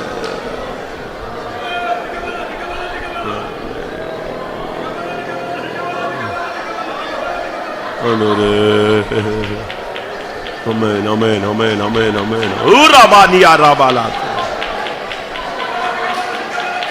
ஆமாம். உங்களை எத்தனை பேர் இருதயத்தில் குத்தப்பட்டிருக்கிறீர்கள்? நான் இத்தனை வருஷமாக இந்த காரியங்களை மனசுல வச்சுக்கிட்டே இருந்தது தப்பு தான். எவ்வளவோ சத்தியம் கேட்டும் கூட நான் மன்னிக்காம இருந்தது தவறு. இன்னைக்கு நான் கர்த்தருடைய சன்னிதானத்தில் அதை மன்னிக்கிறேன். எத்தனை பேர் அப்படி முடிவெடுத்திருக்கீங்க? உங்களுடைய வலது கரத்தை உயர்த்துங்க பார்க்கலாம்.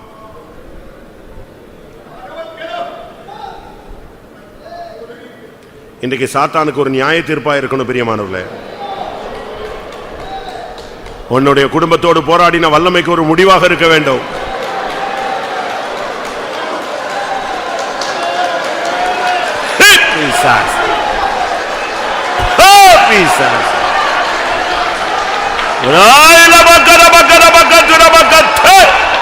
ஊழியத்துக்கு விரோதமான ஆவி முடிவுண்டாகட்டும்.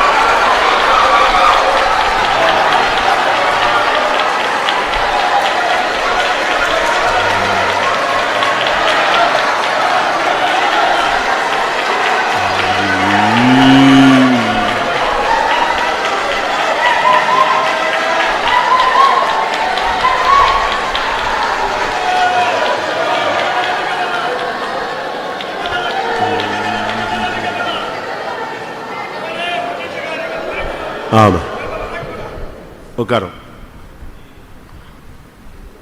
சில வசனங்களை பார்க்கலாம். இன்னைக்கு கொஞ்சம் அதிக நேரம் நம்ம தேவ சமூகத்தில் இருந்து நமக்கு தேவனுக்குள்ள உறவை சரியாய் புதுப்பிக்க வேண்டும். We have to renew our fellowship with a relationship with God, being in the presence of God more and more. அநேகருடைய வாழ்க்கை ஒவ்வொரு சின்ன சின்ன காரியங்களினால மொத்தமாக திசை திருப்பப்படுகிறதை குறித்து நம்ம படிச்சுட்டு வரோம். We have read that the lives of many, because of certain small things or trivial things in their life, which are totally their direction is changed. இரண்டாவது கூட்டத்துல நம்ம பார்த்தோம். The second meeting we saw. யார பார்த்தோம்? ஆமான். We read about Haman. அவன் என்ன பண்ணா? What did he do? அவனுக்கு ஒருத்தன் ஸ்தோத்திரம் பண்ணல. One person did not greet him. அது அவனை எங்க கொண்டு போய் நிப்பாட்டிச்சு? கடைசில Where did it lead him தூக்கு to? மரத்துல தொங்க விட்டுடுச்சு. Made him hang on the gallows. அந்த ஒரு இன்சிடென்ட் தான் அவனுக்கு லைஃப்ல வீழ்ச்சியினுடைய turning point. This one incident was the turning point towards his fall. நாலாவது கூட்டத்துல நாம என்ன பார்த்தோம்? In the fourth meeting, what did we see? யாரு சொல்லுங்க? காயின். Cain. அவனுக்கு என்ன problem? What was his problem? காணிக்கை ஏற்றுக்கொள்ளப்படல. His offering was not accepted. அது என்ன பண்றது? So what should be done? கடைசில அது அவனுடைய வாழ்க்கையை சாபத்துல கொண்டு போய் நிப்பாட்டிடுச்சு. That led his life towards a curse in the end. போய்ட்டான். He went away. ஏதேனை விட்டு கிழக்கு போய்ட்டான். From Eden he went eastward. நேத்து ஆறாவது கூட்டத்துல என்ன பார்த்தோம்? Sixth meeting yesterday, what did we see? Absalom. We saw about Absalom. அவன் வாழ்க்கையில அவன் வீட்ல ஒரு சம்பவம் தங்கச்சிக்கு நடந்துச்சு. An incident which took place for his sister in his house. அது அவனை கொண்டு போய் கர்வாலி மரத்துல தொங்க விட்டுடுச்சு. That led him to the oak tree to be hanged there. Kalvari அல்ல, என்னது? கர்வாலி. It is not Calvary, it is the oak tree. அந்த ஒரு இன்சிடென்ட் தான் அவனை திருப்பி எங்கேயோ கொண்டு போய் விட்டுச்சு. This one incident led him elsewhere. இன்னைக்கு நம்ம பிழையாமை பார்க்க போறோம். Today we are going to read about Balaam. அவனை டைவர்ட் பண்ணி விட்டது எது? What diverted him? எதனால? அவனுடைய ஸ்டார்டிங் அவனுக்கு பெயர் தீர்க்கதரிசி. His beginning was he was addressed as a prophet. சரியான தீர்க்கதரிசி அவன். He was a proper prophet. அவன் ஜெபிச்சானா அப்படி நடக்கும். If he prays, it will happen. அவன் சபிச்சானா தொலைஞ்சான் எல்லாரும். If he would curse, that is the end. ஆனா நாட்கள் போனபோது, but as days passed by, அவன் குறி சொல்லுகிறவனாய் மாறினான். He became a soothsayer. எப்படி இப்படி மாறி போனான்? How did he become like this? நல்ல மனுஷன் தானே. He was a good man. நடந்தது என்ன? What happened there? முதலாவது கர்த்தர் அவனிடத்துல சிலரை அனுப்புகிறார். அந்த பாலாக் இவனிடத்துல ஆள் அனுப்புகிறான். First of all, in his first oracle, the king Balak, he sends certain messengers to him. அப்ப இவன் சொல்றான், நான் தங்கி இருங்க, கர்த்தர் என்ன சொல்றாரோ அதை சொல்றேங்கறான். Then he says, I will abide there, what the Lord tells me I will do there. அப்ப கர்த்தர் என்ன சொன்னாரு? What did the Lord say then? என்னாகமம் 22ல 8ஆம் வசனம். Numbers chapter 22 verse 8. அவன் அவர்களை நோக்கி, ராத்திரிக்கு இங்கே தங்கி இருங்கள், கர்த்தர் எனக்கு சொல்லுகிறபடியே உங்களுக்கு உத்தரவு கொடுப்பேன் என்றான். அப்படியே மோவாபின் பிரபுக்கள் பிலேயாம் இடத்தில் தங்கினார்கள். இங்க அவங்க கிட்ட சொல்றான், நான் ஒரு ட்ரிப் ஜெபிக்கிறேன், கர்த்தர் என்ன சொல்றாரோ அதை சொல்றேங்கறான். Here he tells them, I will pray, what the Lord tells me that I will tell you. 12ஆம் வசனத்துல கர்த்தர் சொல்றாரு, நீ போகாத, நீ சபிக்க வேண்டாம், விட்டுருன்றார். Verse 12, the Lord says, do not go, do not curse them. அவன் காலையில எழும்பி அவங்களை அனுப்பிட்டான். Early next morning he sent them away. இப்ப மறுபடியும் அந்த பாலாக் திருப்பி ஆள அனுப்புறான். Now Balak sent again princes to him. நான் இன்னும் கூட கொஞ்சம் காசு தரேன். I give you much more money. இன்னும் ரொம்ப உங்களை கனம் பண்றேன். I will honor, promote you. நீங்க வாங்க. You come. ஆனா இவன் பதில் என்ன சொன்னா? What was his answer? என் வீடு நிறைய பொன்னு வெள்ளி தந்தா கூட நான் வர மாட்டேன். If you give me a house full of silver and gold, I cannot come. அப்படினு சொல்லிட்டு அவங்களை என்ன செஞ்சிருக்கணும்? அனுப்பி இருக்கணும். Having said so, கவனிங்க, இந்த விஷயத்துல தான் நீங்க நம்மில் अनेक ஊழியக்காரர்கள் விசுவாசிகள் டைவர்ட் ஆகிறோம். Having said so, he should have sent them away, because in this matter many of our believers, only one thing, ஒரு ட்ரிப் ஜெபிச்சாச்சு, he prayed once, கர்த்தர் ஒரு பதில் கொடுத்துட்டாரு, the Lord has answered. இப்ப இரண்டாவது அதே பாயிண்ட்க்கு இவன் திருப்பி ஒரு ஜெபம் பண்றான். Now for the same point he is making the second prayer. Why? கர்த்தருக்கு போக வேண்டாம்னு இருக்கு, ஆனா இவனுக்கு என்ன இருக்கு? போகணும்னு இருக்கு. The Lord does not want him to go, but he desires to go. இப்ப நீங்க கூட கர்த்தர் உங்ககிட்ட சில காரியங்கள் பேசியிருப்பாரு, ஆனா நீங்க விட மாட்டீங்க, அடுத்த நாள் முழங்கால் போட்டு உபவாசம் போட்டுட்டு இருப்பீங்க. இதனால உங்களுடைய குடும்பம், உங்களுடைய ஊழியம், உங்களுடைய வாழ்க்கை பாதை மாறி போனது அநேகருக்கு நடந்திருக்கு. The Lord has spoken to you about certain thing, but you will not let it in peace, but you will again next day fast and pray for the same thing. Because of this, your ministry, your life and your family is misdirected. கர்த்தருடைய வார்த்தையை மீறி மறுபடி இரண்டாம் விசை நீ ஜெபித்திருக்கிறாயா? Have you prayed the second time, trespassing the answer of the Lord, the reply from the Lord? ஒரு வேலைக்காக, perhaps for a job, உன் குடும்பத்துக்காக, for your family, படிப்புக்காக, for education, வருங்காலத்துக்காக, for the future, ஊழியத்துக்காக, ministry. Second option ஜெபத்துக்கு என்ன second option? What is there a second option for your prayer? தேவ சித்தத்துக்கு second ஆப்ஷனே கிடையாது. There is never another option for the will of God. Second opinion யார்ட்ட? தேவன் முடியாதுன்னு சொல்லிட்ட பிறகு நீ செகண்ட் ஒபினியன் யார்ட்ட போய் கேப்ப? கேட்க வேண்டிய ஒரே ஆளு பிசாசு தான். When God has refused, whom will you go for your second opinion? It is the only person. இப்போ இவன் பாருங்க, நீங்க தங்கி இருங்கள், நான் கேட்டு பார்க்கிறேன். You abide here, I will ask and answer. 8ஆம் வசனத்துல சொன்ன இதே கதையை தான் 19ஆம் வசனத்துல சொல்றான். The answer he gave in verse 8, he says again in verse 19. ஆயினும் கர்த்தர் இனிமேல் எனக்கு என்ன சொல்லுவார் என்பதை நான் அறியும்படிக்கு நீங்களும் இந்த ராத்திரி இங்கே தங்கியிருங்கள் என்றான். இப்ப கர்த்தர் என்ன சொன்னாரு? Now what does the Lord say?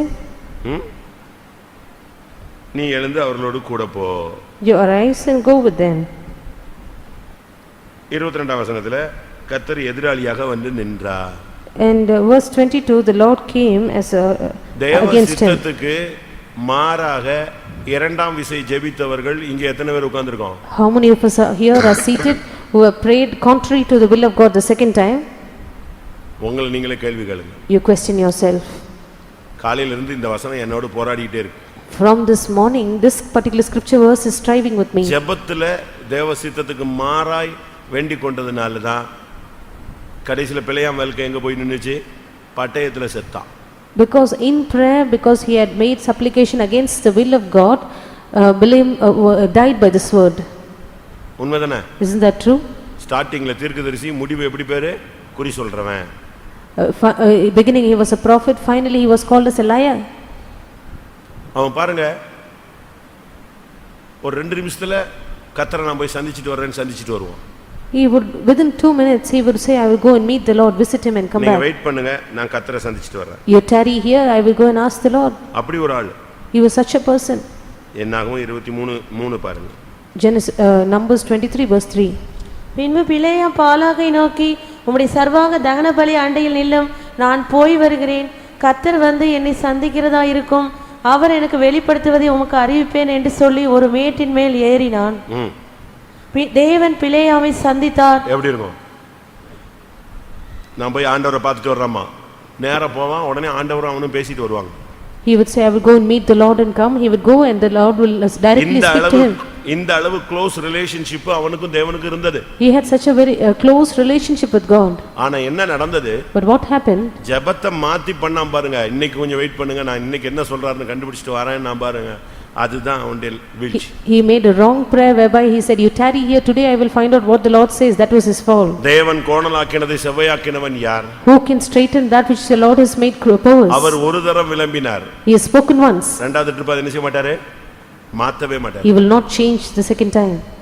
Once உனக்கு சரி இல்லைன்னு சொல்லிட்டாருன்னா அதோட நீ வாயை மூடிட்டு பேசாம அல்லேலூயா போட்டு ஓடிரணும்.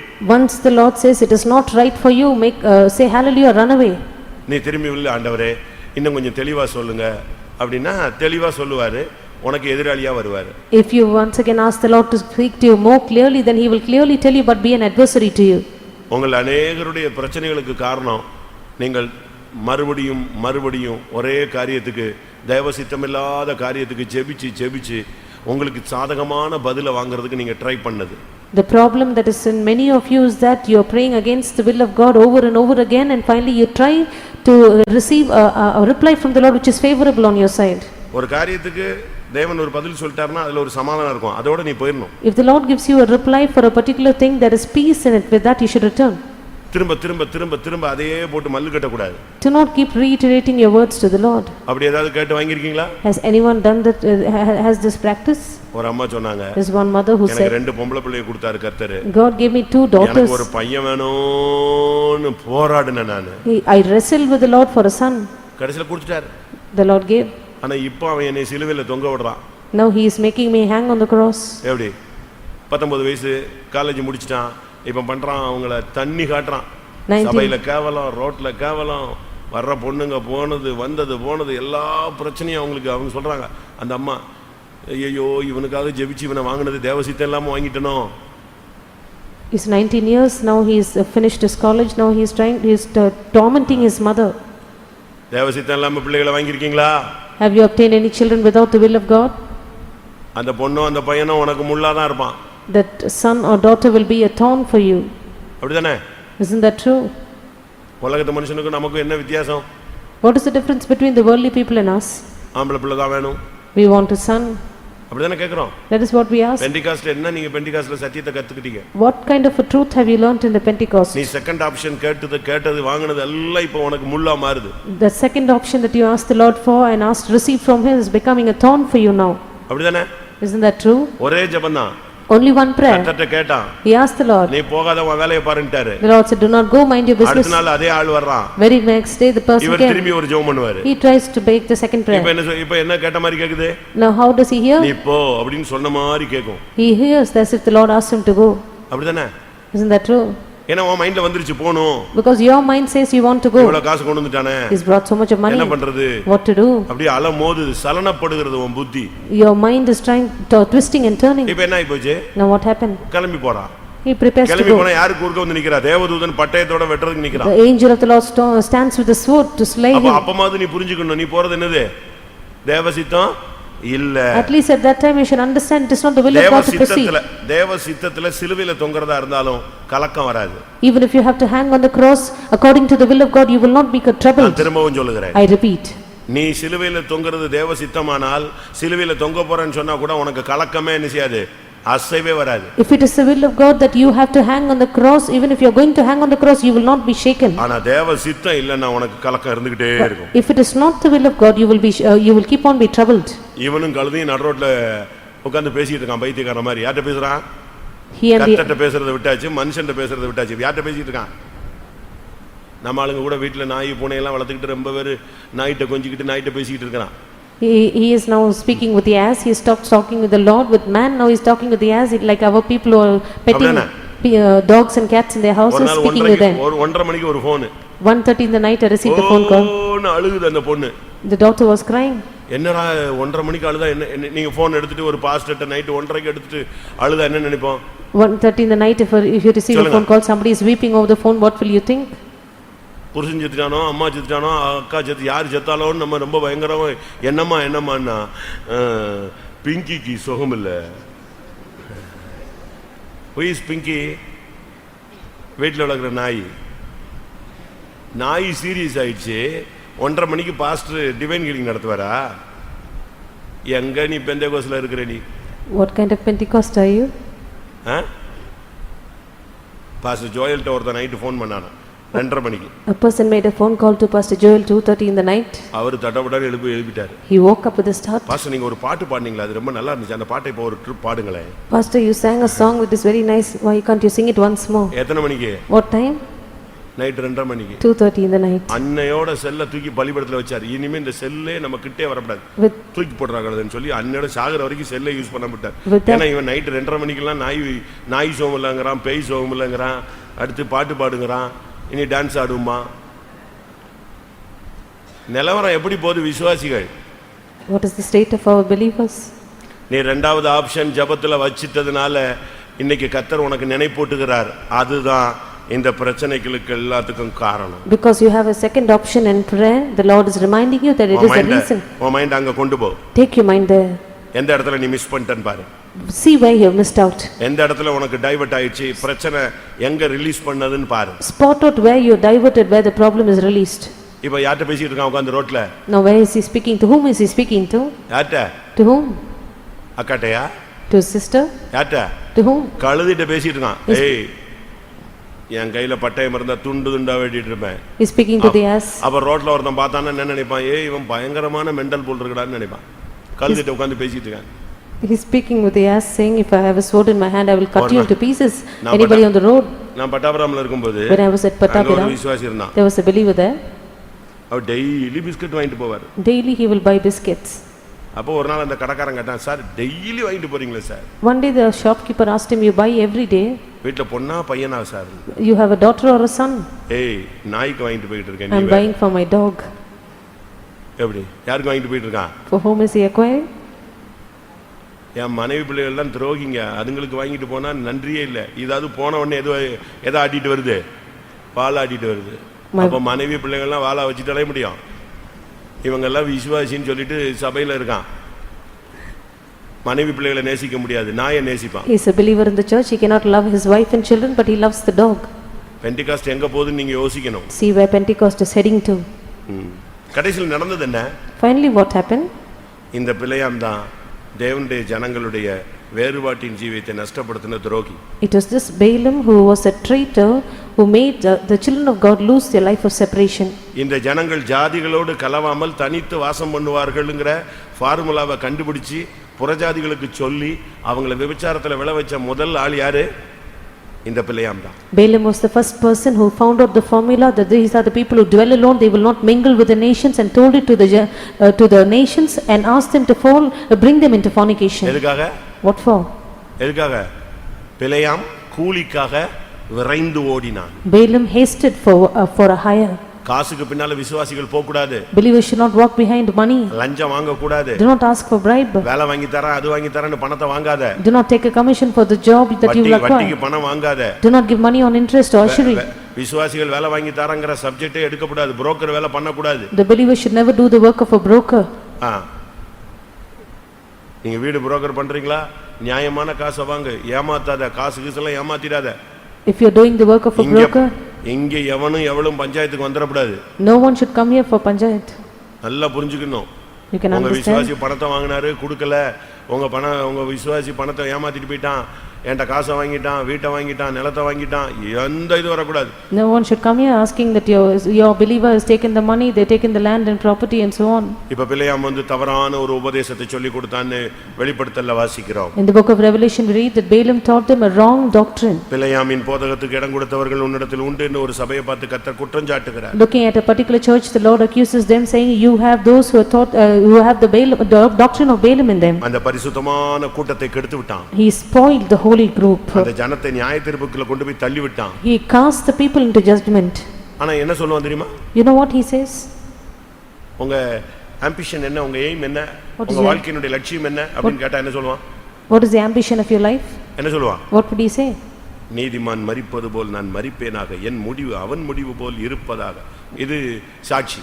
His testimony is that let me die the death of a righteous man, let my end be like him. தயவு செய்து நான் இருக்கும்போது ஏடா கூடமா யாராவது சாட்சி கிச்சு எழுப்பிடாதீங்க, அடிச்சிடுவேன், டம் டம் தட்டிடுவேன். If anyone would rise up and say such testimonies, I will ask them to sit down. சும்மா ரொம்ப ஷார்ட்டா இருக்கணும், கரெக்டா இருக்கணும். சும்மா யாரையும் புகழக்கூடாது, யாரையும் தாக்கக்கூடாது, சாட்சியில அறிக்கை செய்யக்கூடாது, அறிக்கையில சாட்சி சொல்லக்கூடாது. No one should give a long testimony. Your testimony should be short and crisp. Do not try to praise anyone in your testimony. Do not confess in your testimony. சாட்சியில எழும்பிட்டு என்ன செய்யக்கூடாது? கர்த்தருக்கு ஸ்தோத்திரம், யார் மேலாவது வருத்தம் இருந்தா சண்டே மார்னிங்ஸ் அந்த வேலையெல்லாம் அங்க ஆகாது, அது இங்க. The Sunday morning service, do not try to stand up and say praise the Lord if anybody has any grievance on me. அறிக்கையில எந்திச்சிட்டு கர்த்தருக்கு ஸ்தோத்திரம், நான் அப்படி இருந்தேன் இப்படி இருந்தேன்னு சாட்சி சொல்லக்கூடாது. In your confession time, do not rise up and try to testify about yourself. இவன் சொன்னா என் முடிவு அவன் முடிவு போல் இருப்பதாக. He said, let my end be like him. நீதிமான் மரிப்பது போல் நான் மரிப்பேனா. May I die like a righteous. மரிச்சானா? Did he die like that? நீதிமான் மரிச்ச மாதிரி மரிச்சானா? Was his death like a righteous man? மரிக்கல. No. அநியாயமா அடிபட்டு செத்தான். He had an injustice அவன் முடிவு death. கொடூரமாக கொடுமையாக நியாயத்தீர்ப்பாக இருந்தது. His end was judgment. It was a cruel death. நல்லா கவனிச்சுக்கங்க. Pay good attention. ஒரு இடத்துல நான் இருந்தேன். I was in a particular place. ஒரு அம்மா வாயிலேயே எல்லாமே சாதிச்சிரும். There was one mother who would make it challenge everything through her mouth. நான் போய் பார்த்த உடனே As I visited her, எனக்கு அவ்வளவு வர வேண்டியிருக்கு, இவ்வளவு வர வேண்டியிருக்கு, அது வந்தா உங்களுக்கு கொடுத்துறேன். I have to receive this amount and that amount. If I receive, I will give it to you. எப்படி? அவன் தான் தர மாட்டான், இவ தான் தர மாட்டேங்கறா, வந்தா கொடுத்துருவேன். If this and that person has not returned, the moment I receive, I will give you. இப்படியே சொல்லிட்டே இருக்கும். She kept on repeating words like these. But கடைசில விசாரிச்சு பார்த்தா இந்த அம்மாவுடைய கரெக்டரே அதுதான். Finally, I inquired and found this is the character of this mother. யார்ட்டயும் சமாதானம் கிடையாது. She is not at peace with anyone. நல்ல வசதி. She has good conveniences and comforts. பிள்ளைகளுக்குள்ள partiality. Partiality between the children. இப்படி பல குழப்பங்கள். Various troubles. ஆனாலும் விசுவாசின்னு சொல்லி நான் சாகர வரைக்கும் போயிட்டே வந்தேன். அப்பப்போ போய் பாப்பேன். Also because she was a believer, I often used to visit her. அப்ப ஆண்டவர் ஒரு நாள் சொன்னாரு. One day the Lord said, இந்த அம்மாவுடைய மரணத்துக்கு அடக்கம் பண்ண உனக்கு நான் அனுமதி தர மாட்டேன். I will not permit you to cremate this mother in a funeral service. இந்த பெண்ணுடைய அடக்கம் உன் கையில நடக்க நான் விட மாட்டேன், ஹானர் பண்ண விட மாட்டேன். I will not give the permit you to honor this mother. This is what the Lord said. எனக்கு ஒண்ணுமே ஓடல. நான் தான் அந்த சபையுடைய பாஸ்டர். ஆண்டவர் சொல்றாரு அந்த அம்மா சீரியஸ் ஆகிட்டே வருது. அப்ப ஆண்டவர் சொல்றாரு அடக்காராதனை உன்னைய வச்சு நான் நடத்த மாட்டேன், உன்னைய விட்டு ஹானர் உன்னைய வச்சு பண்ணி இந்த அம்மாவை பெரிய ஹானரா கொண்டு போய் அடக்கம் பண்ண விட மாட்டேன். I will not permit you to conduct the funeral service and honor this mother to that extent. எனக்கு அப்பவே டவுட் ஆயிடுச்சு. So that time I was doubtful. ஒண்ணு நம்ம இருக்க மாட்டோம் போல இருக்கு, நம்ம எங்கிட்ட வெளியே போய்டுவோம். Perhaps I would go out from அதே the மாதிரி place. செத்துச்சு. At the right time she died. அன்னைக்கு நான் கிளம்புறேன், கேரளா கிளம்புறேன். I was proceeding towards Kerala. வந்து ஒரு ஜெபம் பண்ணிட்டு நான் போயிட்டு இன்னொரு பாஸ்டர் வச்சு அடக்கம் பண்ண சொல்லிட்டு வந்து பண்ணிட்டு போயிடு. I just made a small prayer and I left and I made another pastor to do the funeral service. ஏமாத்துறதெல்லாம் ஹானர் பண்ணுவார்லாம் நினைக்க கூடாது. What you deceive, do not think the Lord will honor you. நம்ம subject வருவோம். Let us come back to our subject. ஒரு தரம் ஜெபத்தை மாற்றி பண்ணினதினால் பிழையாம் வழிதப்பி போய் ஜனத்தை கெடுத்து குறி சொல்லுகிறவன் என்ற பெயர் பெற்று நியாயத்தீர்ப்பில் மரித்தான். Because of the prayer that he missed one time and made it the second time, the second option of the prayer, Balaam, he lost his direction and he spoiled the people, became a soothsayer. இதுல ரொம்ப point இருக்கு, நான் இப்ப அதுக்குள்ள நான் போக விரும்பல. There are many other points, I do not want to get into that now. இது போதும்னு நினைக்கிறேன். I think this is எல்லாரும் sufficient. கண்களை மூடுவோம். Let's all close our eyes. உன் வாழ்க்கையில In your life, படிப்பு விஷயத்திலயா, in your education, கல்யாண விஷயத்திலயா, or your marriage, வேலை விஷயத்திலயா, your work, உன்னுடைய ஊழிய your விஷயங்கள்லயா, ministry, எந்த இடத்துல தெய்வன் ஒன்றை சொன்ன பிறகு மறுபடி ஜெபித்து அதை மாத்தி உனக்கு சாதகமா மாத்தினியோ அதுதான் உனக்கு கேடு. whichever point the Lord has told you once, you again prayed and made it favorable unto you, that is become your loss. அப்படி எத்தனை பேர் உணர்த்தப்படுறீங்க? How many of you are convicted in this path? எல்லாரும் கண்களை மூடுவோம். Let us all close our eyes. பிள்ளையாமை நாவி நமக்குள்ள வேண்டாம். Let us not have the spirit of Balaam. பண ஆசைக்கு இடம் கொடுக்காதீங்க. Let us not give room to God. Love of money. பணம் உன்னைய தேடி வரணும். Let money seek you. நீ அதை தேடி போக Do வேண்டாம். not seek money. கொடுக்கிற தெய்வம் கூரையை பிச்சிட்டு கொடுப்பாரு. God who gives will remove the வானத்தின் பலகணிகளை திறந்து இடம் கொள்ளாமல் போக மட்டும் உன்னை ஆசீர்வதிப்பேனோ மாட்டேனோ என்று நீ சோதித்துப் பார். You can try and see if the Lord will open the windows of heaven and bless you until you cannot இப்பொழுது contain. இருக்கிறதிலும் உன்னை 1000 மடங்கு நான் அதிகமாய் பெருக பண்ணுவேன். I will make you abound 1,000 times more than what you are now. ஆமென். பணத்துக்கு பின்னால போகாத. Do not run behind money. புகழுக்கு பின்னால் போகாத. Do not run behind honor. மனுஷரை உன்னை கனம் பண்ணனும்னு தேடி போகாத. Do not seek for men to honor you. தாழ்த்து. Humble yourself. மற்றவருடைய பாவத்துக்கு நீ காரணமாய் அமையாத. Do not be the reason for the sin in others. மற்றவருடைய வேறுபாட்டின் ஜீவியத்தை கெடுக்காத. Do not spoil the life of separation in others. ஆவிக்குரிய ஜனங்களை விழ வைக்காத. Do not make spiritual people fall. இஸ்ரவேல் ஜனங்களை விழ வைத்தாய். You made the people of Israel fall. உன் முடிவு எப்படி நீதிமானுடைய முடிவாய் முடியும்? How can your end be the end of a righteous man? எல்லாரும் தாழ்த்தி கண்களை மூடி முழங்கால் படிடுவோம். Let's all humble ourselves, close our eyes, be on our knees. இன்னைக்கு கர்த்தர் உன்னோடு பேசுகிறார். Today the Lord is speaking with you. உன்னுடைய ஒரு நாள், அது இரவோ பகலோ சின்ன வயசோ இல்லாவிட்டால் சமீபத்திய நாட்களிலேயோ என்றைக்கோ நீ தேவ சித்தத்துக்கு மாறான ஜெபித்த ஒரு ஜெபம், just one prayer, whether in the recent times or when you were young or whichever times the time that you prayed against the will of God, அதுதான் உன்னுடைய வீழ்ச்சியின் துவக்கம். that is the beginning of your fall. எல்லாரும் கண்களை மூடுவோம். Let's all close our eyes. முடிந்தா கண்ணை மூடி முழங்கால் போடுங்க. If you can, close your eyes, be on your knees. இந்த சுத்திரிப்பு கூட்டத்திலே 8வது கூட்டத்திலே 2 point. 2 points in this 8th meeting of the sanctification meetings. ஒன்று மன்னிப்பது, மன்னிப்பு கேட்பது. One, to forgive, to ask forgiveness.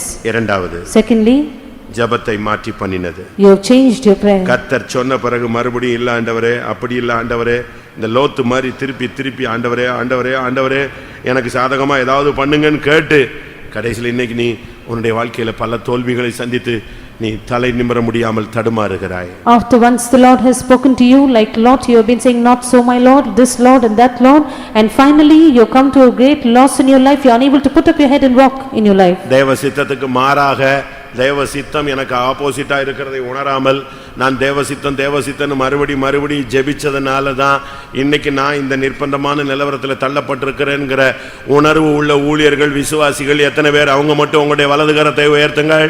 How many servants of God and believers have this conviction that because I prayed against the will of God and I am found in this bound state, lift up your right hands. இன்றைக்கு கர்த்தர் அந்த ஆவியை அழிக்க போறார். Today the Lord is going to destroy the spirit. அதனால் உள்ள பாதிப்பை கர்த்தர் வேரோடு பிடுங்க போகிறார். The Lord is going to remove from its root where the place where you are. அது உன்னுடைய அறிக்கையில மறைந்திருக்கிறது. It is hidden in your confession. இன்னைக்கு இந்த கூட்டத்தை நீ எப்படி யூஸ் பண்றியோ அந்த அளவு கர்த்தர் உனக்கு கிருபை தர போகிறார். The extent to which you are going to make use of the meeting today, to that extent God will grant you grace. நமக்கு டைம் முடிய போகுது. Our time is going to end. கண்களை மூடி சத்தமிட்டு தேவனை நோக்கி அபயமிட்டு தேவனோடு நெருங்குவோம். Let us close our eyes, be on our knees, cry out to the Lord and get closer to the Lord.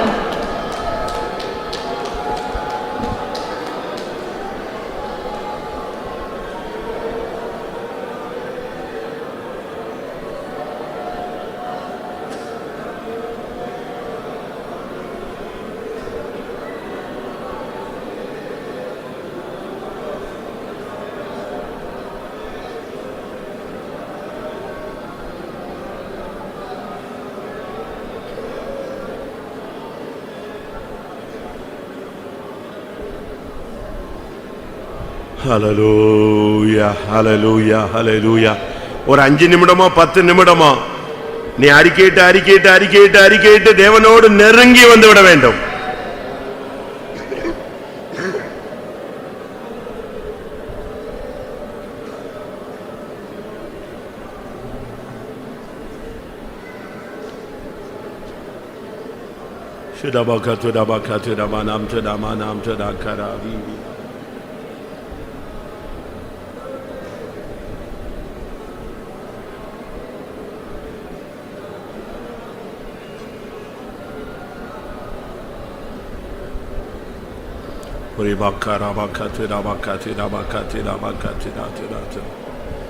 Amen.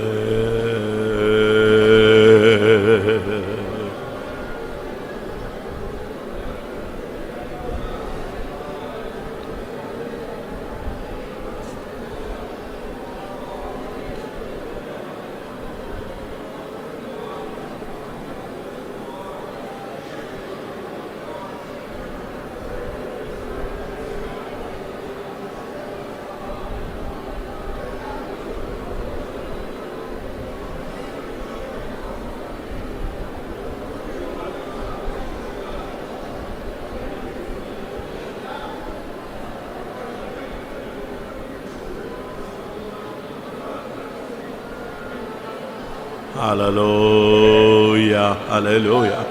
சுடபகரபகதுரபகதுரமானி ஆண்டவரே தேவசத்துக்கு மாறாய் மறுபடியும் ஜெபித்தது, மறுபடியும் உபவாசம் போட்டது, மறுபடியும் தேவனத்தில் ஆலோசனை கண்டது. சுடபரபகரபகரபகதிரபகதிரபனகதிராணி அங்கராணி ஆராபாராகதராகராமா. ஆமென் ஆமென் ஆமென் ஆமென் ஆமென் ஆமென். ஓ ரபௌஷாபார். ஆமென். இது அறிக்கையின் நேரம். கர்த்தருடைய சன்னிதானத்தில் மன்னிக்க விரும்புகிறவர்கள், மன்னிப்பு கேட்க விரும்புகிறவர்கள், ஒரு முடிவெடுத்தவர்கள், ஜபத்தில் மாறி ஜெபித்து தேவசித்தத்துக்கு மாறாய் வழிக்கு போனவர்கள், உணர்த்தப்பட்டவர்கள் இருந்தால் எழும்பி அறிக்கையிடலாம்.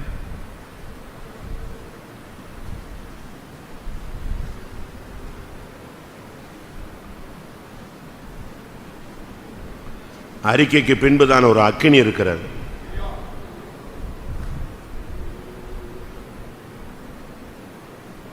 நீ பலிபீடத்தில் எல்லாம் வைக்க வேண்டியது உன்னுடைய கடமை. கர்த்தர் தெய்வமானால் அக்கினி இறங்கும்.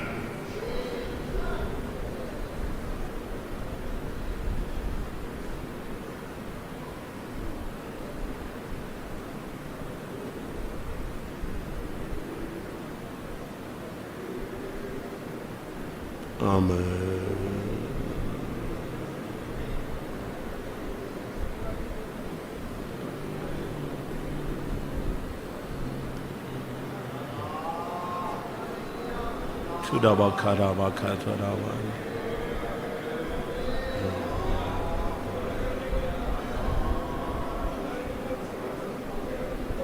Hallelujah.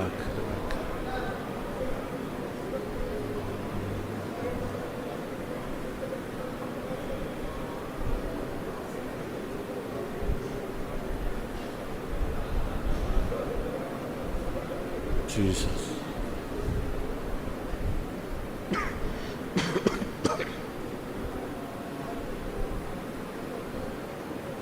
Amen, Jesus.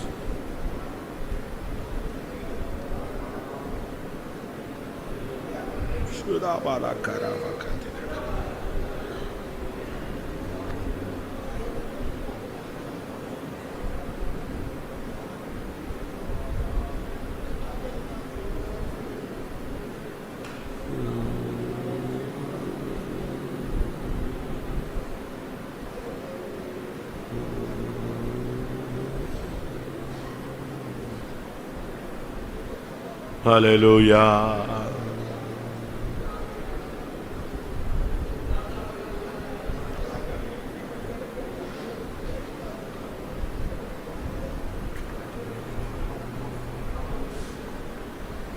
Praise him, praise him, praise him, praise him. Hallelujah.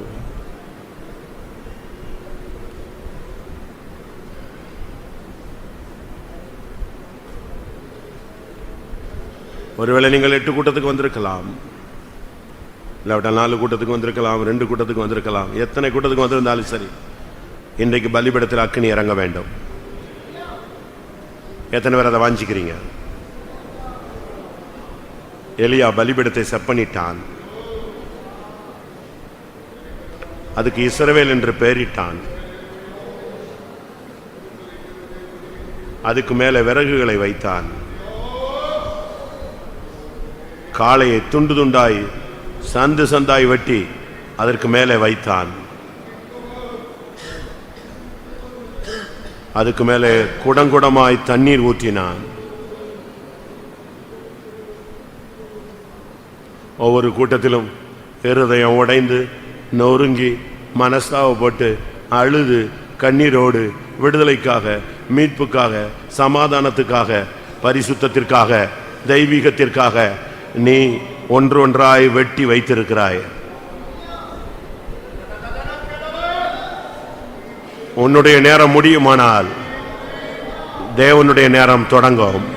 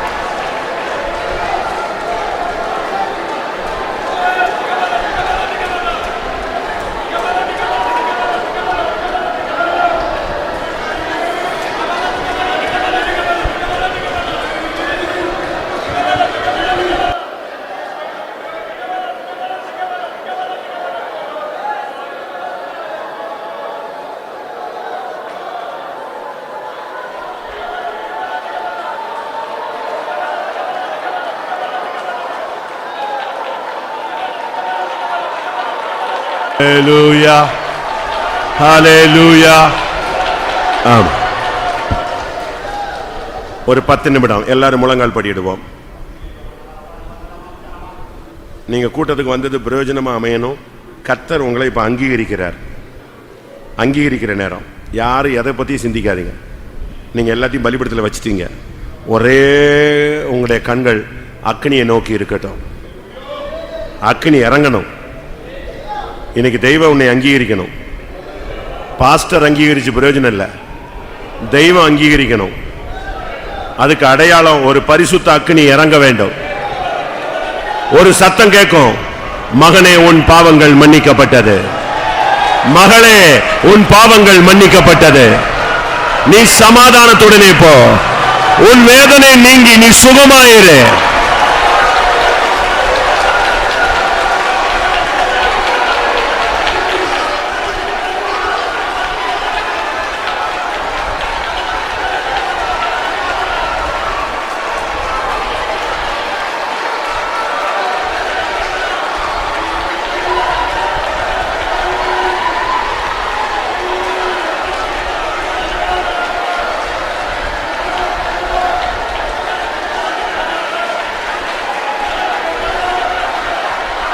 ஆமா. உங்களுடைய வாழ்க்கையில கர்த்தருடைய சத்தத்தை நீங்க எத்தனையோ விஷயம் கேட்டிருக்கலாம். நீங்கள் துக்கப்படும் போது, நொறுங்கி கிடக்கும் பொழுது, உடைந்து கிடக்கும் பொழுது, நீங்கள் தடுமாறும் பொழுது, கண்ணீர் விடும் பொழுது கர்த்தர் உங்களோடு பேசி இருக்கலாம். பல வாக்குத்தத்தங்களை கொடுத்திருக்கலாம். ஆனா இன்னைக்கு வருகிற சத்தம் அப்படிப்பட்ட சத்தம் அல்ல. உன் பாவம் மன்னிக்கப்பட்டது என்ற சத்தம். ஹalleluya. ஏனிபிக்கடபக்கத்ரா.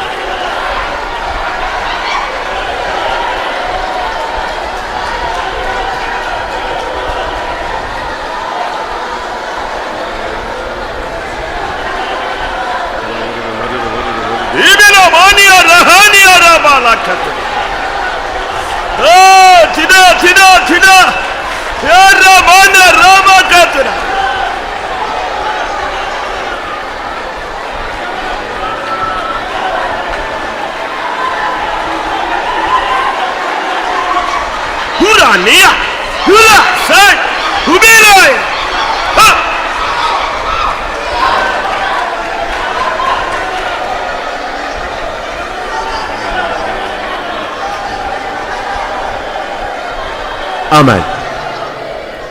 நீங்க எதை குறிச்சும் பாரப்படாதீங்க. எப்ப நீ மன்னிக்கணும்னு முடிவு எடுத்துட்டியோ அப்பொழுதே தேவன் உன் பட்சத்தில் வந்து விட்டார். நீ மன்னிக்கணும்னு சிந்திச்ச அடுத்த செகண்ட் சாத்தான் தோற்று போனான், சத்துரு அழிக்கப்பட்டான். ஹல்லேலூயா, ஹல்லேலூயா, ஆமென்.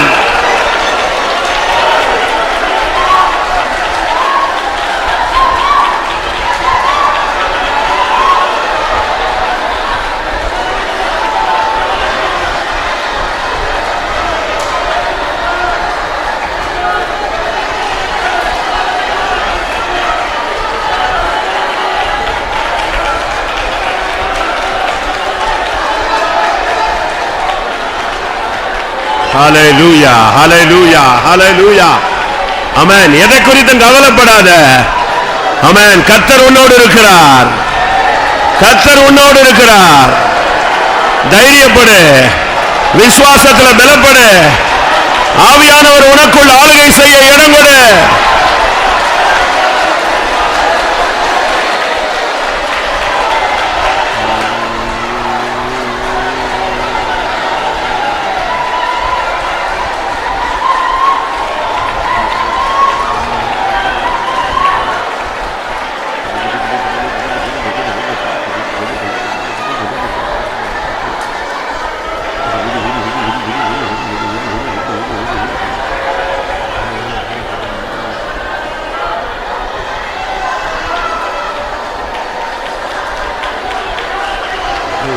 மானா சிகா ரபா. ஆவியான இறங்கோ, இறங்கோ, இறங்கோ. அக்னி, அக்னி இறங்கட்டும், அக்னி இறங்கட்டும். Hurrah mania ரபாகா துடாவானியா.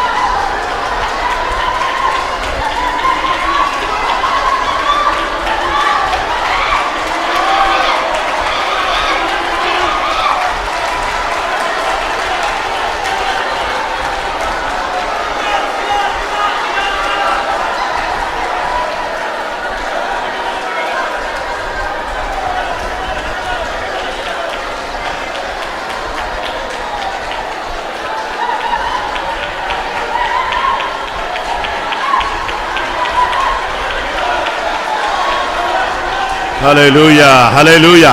பாவக்கரை நீங்க என்னை முற்றிலுமாக, பாவக்கரை நீங்க என்னை முற்றிலுமாக உம் சுத்தமுள்ள இரத்தத்துக்கு தூய்த்ததினாலே, உம் சுத்தமுள்ள இரத்தத்துக்கு தூய்த்ததினாலே பாவக்கரை நீங்க என்னை முற்றிலுமாக, பாவக்கரை உம் சுத்தமுள்ள இரத்தத்துக்கு தூய்த்ததினாலே,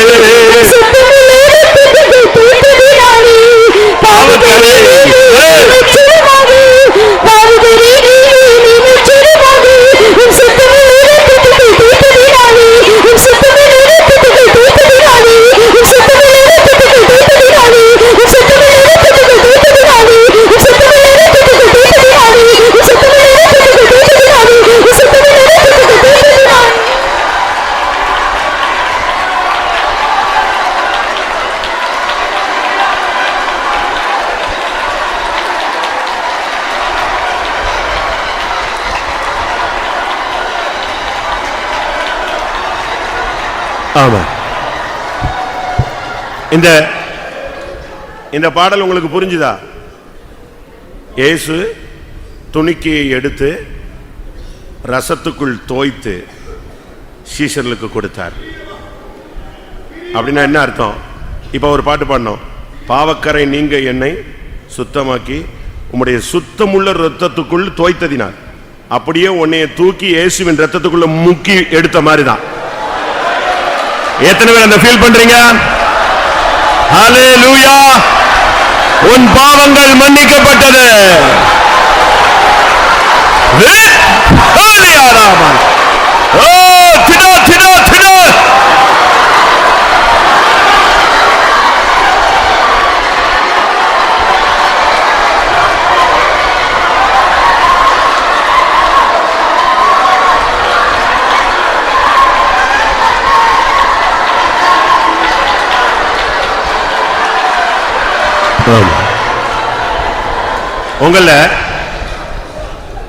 உங்களுக்கு அநேகருக்கு அந்த ரட்சணியத்தின் சந்தோஷங்கிறத அனுபவிக்க தெரியல. இருக்கு, நான் இல்லைன்னு உங்களுக்கு குறை சொல்ல மாட்டேன்.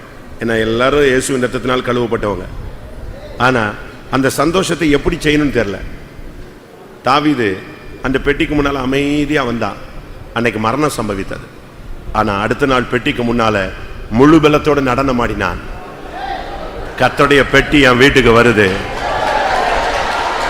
இன்றைக்கு கர்த்தருடைய பெட்டி உன் வீட்டுக்கு வருது. இழந்து போன நன்மைகள், கிருபைகள், தாளந்துகள், வல்லமைகள், அக்கினி, அபிஷேகம், நன்மை எல்லாம் உன்னை தேடி வருகிறது. சந்தோஷப்பட்டு களிகூறுவாயாக.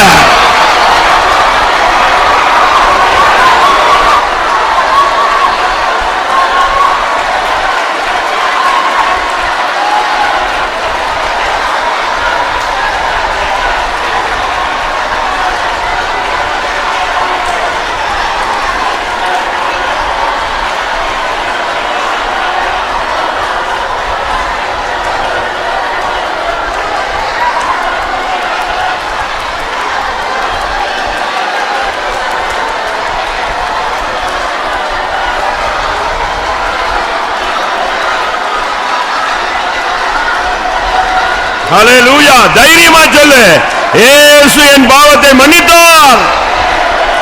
ஹல்லேலூயா.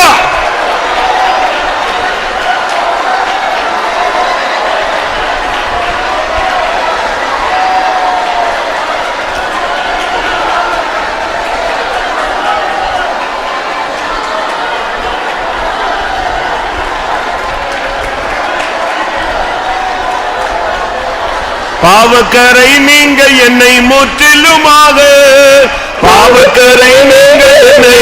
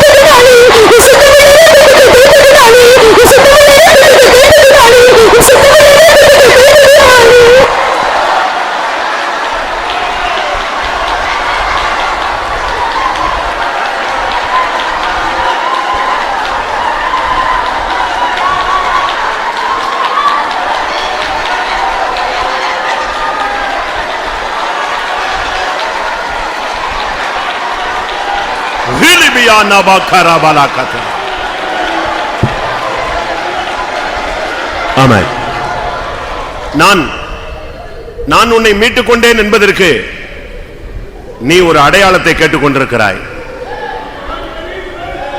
என்னை மன்னித்தேன் என்பதற்கு எனக்கு ஒரு அடையாளம் வேண்டும் என்று கேட்டுக்கொண்டிருக்கிறாய். என் பிரச்சனை முடிவுக்கு வருகிறது என்பதற்கு ஒரு அடையாளம் வேண்டும் என்று நீ கேட்டுக்கொண்டிருக்கிறாய். நான் உன்னை என் முத்திரை மோதிரமாய் மாற்றப் போகிறேன்.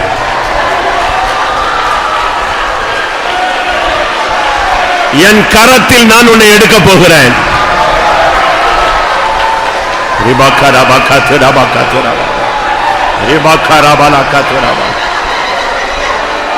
நீ என்னுடையவன், என்னுடையவள் என்ற வார்த்தையை மறுபடியும் நான் உனக்கு கொடுக்கிறேன். என் நாமத்தை மறுபடியும் நான் உனக்கு தரிக்கிறேன். உனக்கு விரோதமாய் ஒருவனும் எதிர்த்து நிற்பதில்லை.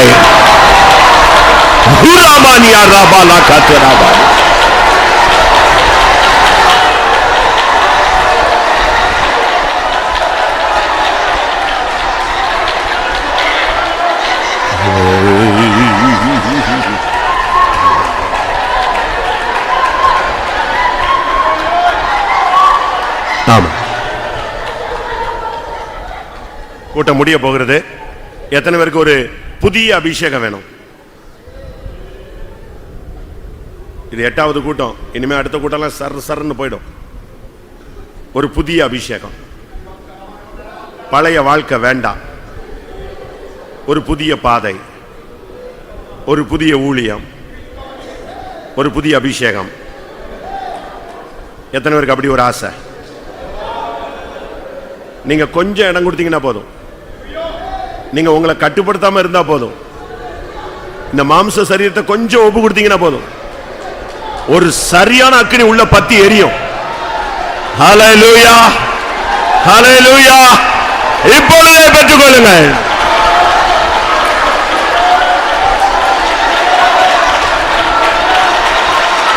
சுபரபாலியாராபாலா, சுபரபாலியாராபாகத்தரா.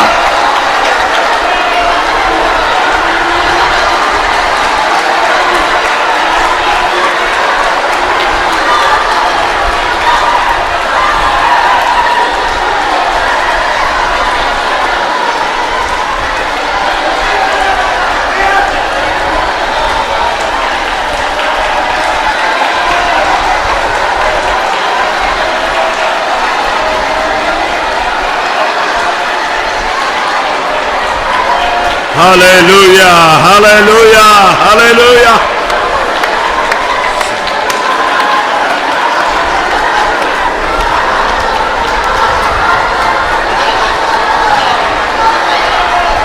உன்னோடு போராடின வல்லமையை இனி நீ தேடியும் காணாதிருப்பாய். சத்துரு முற்றிலும் சங்கரிக்கப்பட்டு போனான்.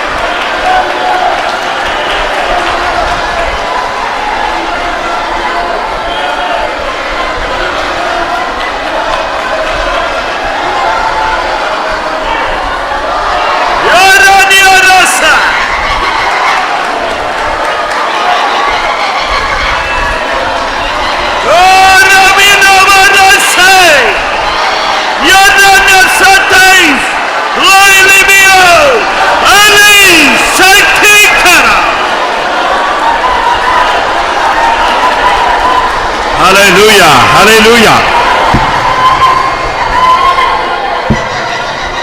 சீயோனே, உன் வல்லமையை தரித்துக்கொள். எருசலேமே, உன் அலங்கார வஸ்திரங்களை உடுத்திக்கொள். ரீபா லியா ரபா கரபா கத்ரா துடபா கத்ரபானியா ரீபா ரபா ரபா கத்ரா யா ரபா ஷரப் துடானியா.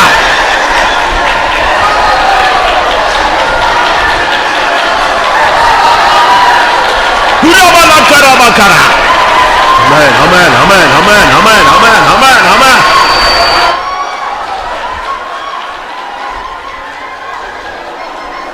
Amen. ஊற்றிடும் எங்கள் உள்ளத்தில் அன்பை, ஊற்றிடும் எங்கள் உள்ளத்தில் அன்பை, உமக்காகவே ஜீவிக்க நாங்கள் உமக்காகவே ஜீவிக்க.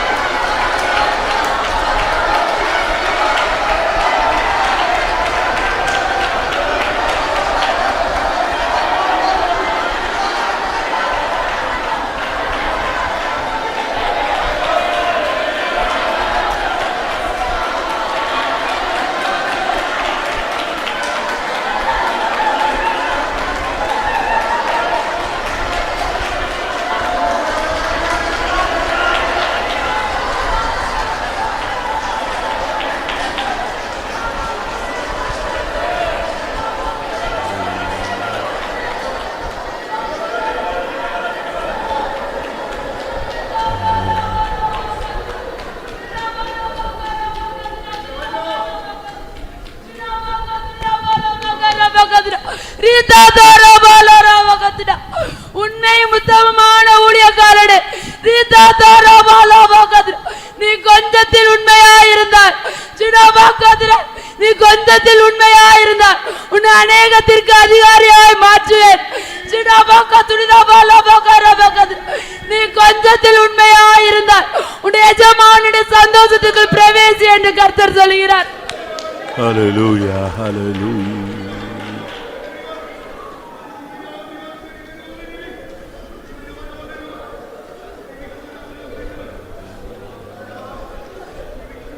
Praise.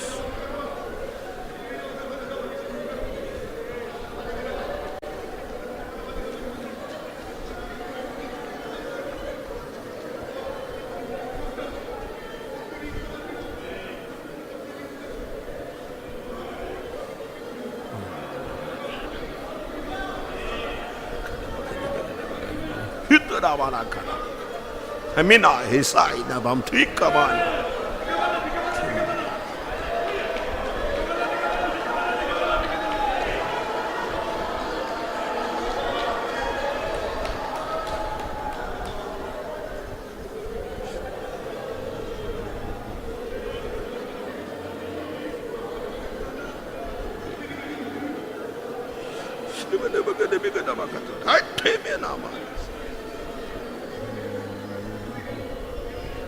Shabala Maria Raba Karavala Rebankara Bala Katina Bakari Bikada Bakada Balam Rimakada Bala Katina Bakari Bikada Rebala Maria Rabakadi. Oh, Chisumtanai. Amen. Yudabala Barabara Bakara Bakatina Bana.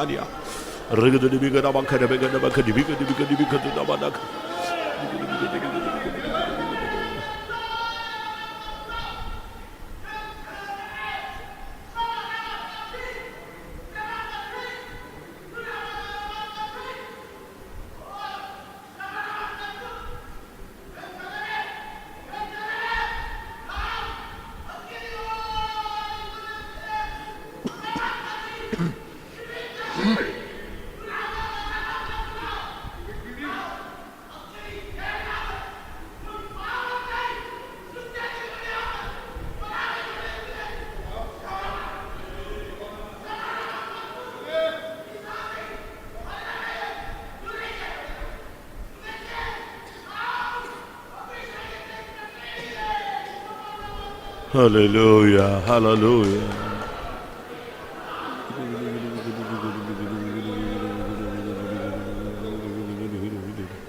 Remania Ribakara Balakatura Bakara Bakara Bakara.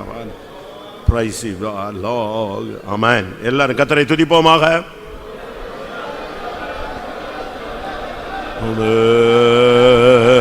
Urania Rabakara Boni Sandara. Bara bara bara bara bakara bakara bakara bakara banya.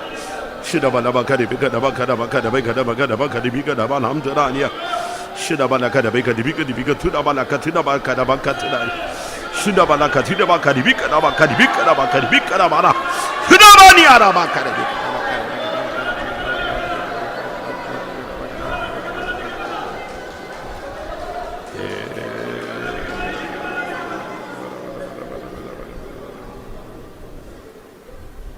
உன்னுடைய சிந்தையில் உன்னோடு போராடி கொண்டிருந்த அந்த வல்லமையை நான் கடிந்து கொண்டிருக்கிறேன். கிறிஸ்து இயேசுவில் இருந்த சிந்தையாய் நான் உன்னுடைய சிந்தையை மாற்றிக் கொண்டிருக்கிறேன்.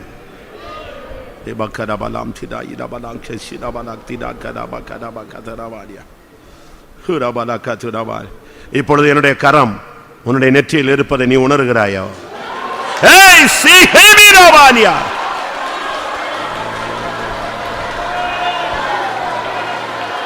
என்னுடைய வேலை உனக்குள் நடந்து கொண்டிருக்கிறது. நான் என் சித்தத்தை உனக்குள் நிறைவேற்றிக் கொண்டிருக்கிறேன்.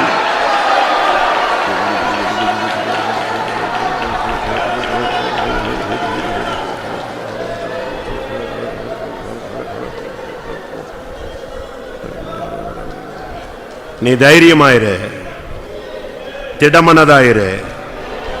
என் கரத்தினால் எல்லாம் ஆகும். என் கரத்தினால் எல்லாம் ஆகும்.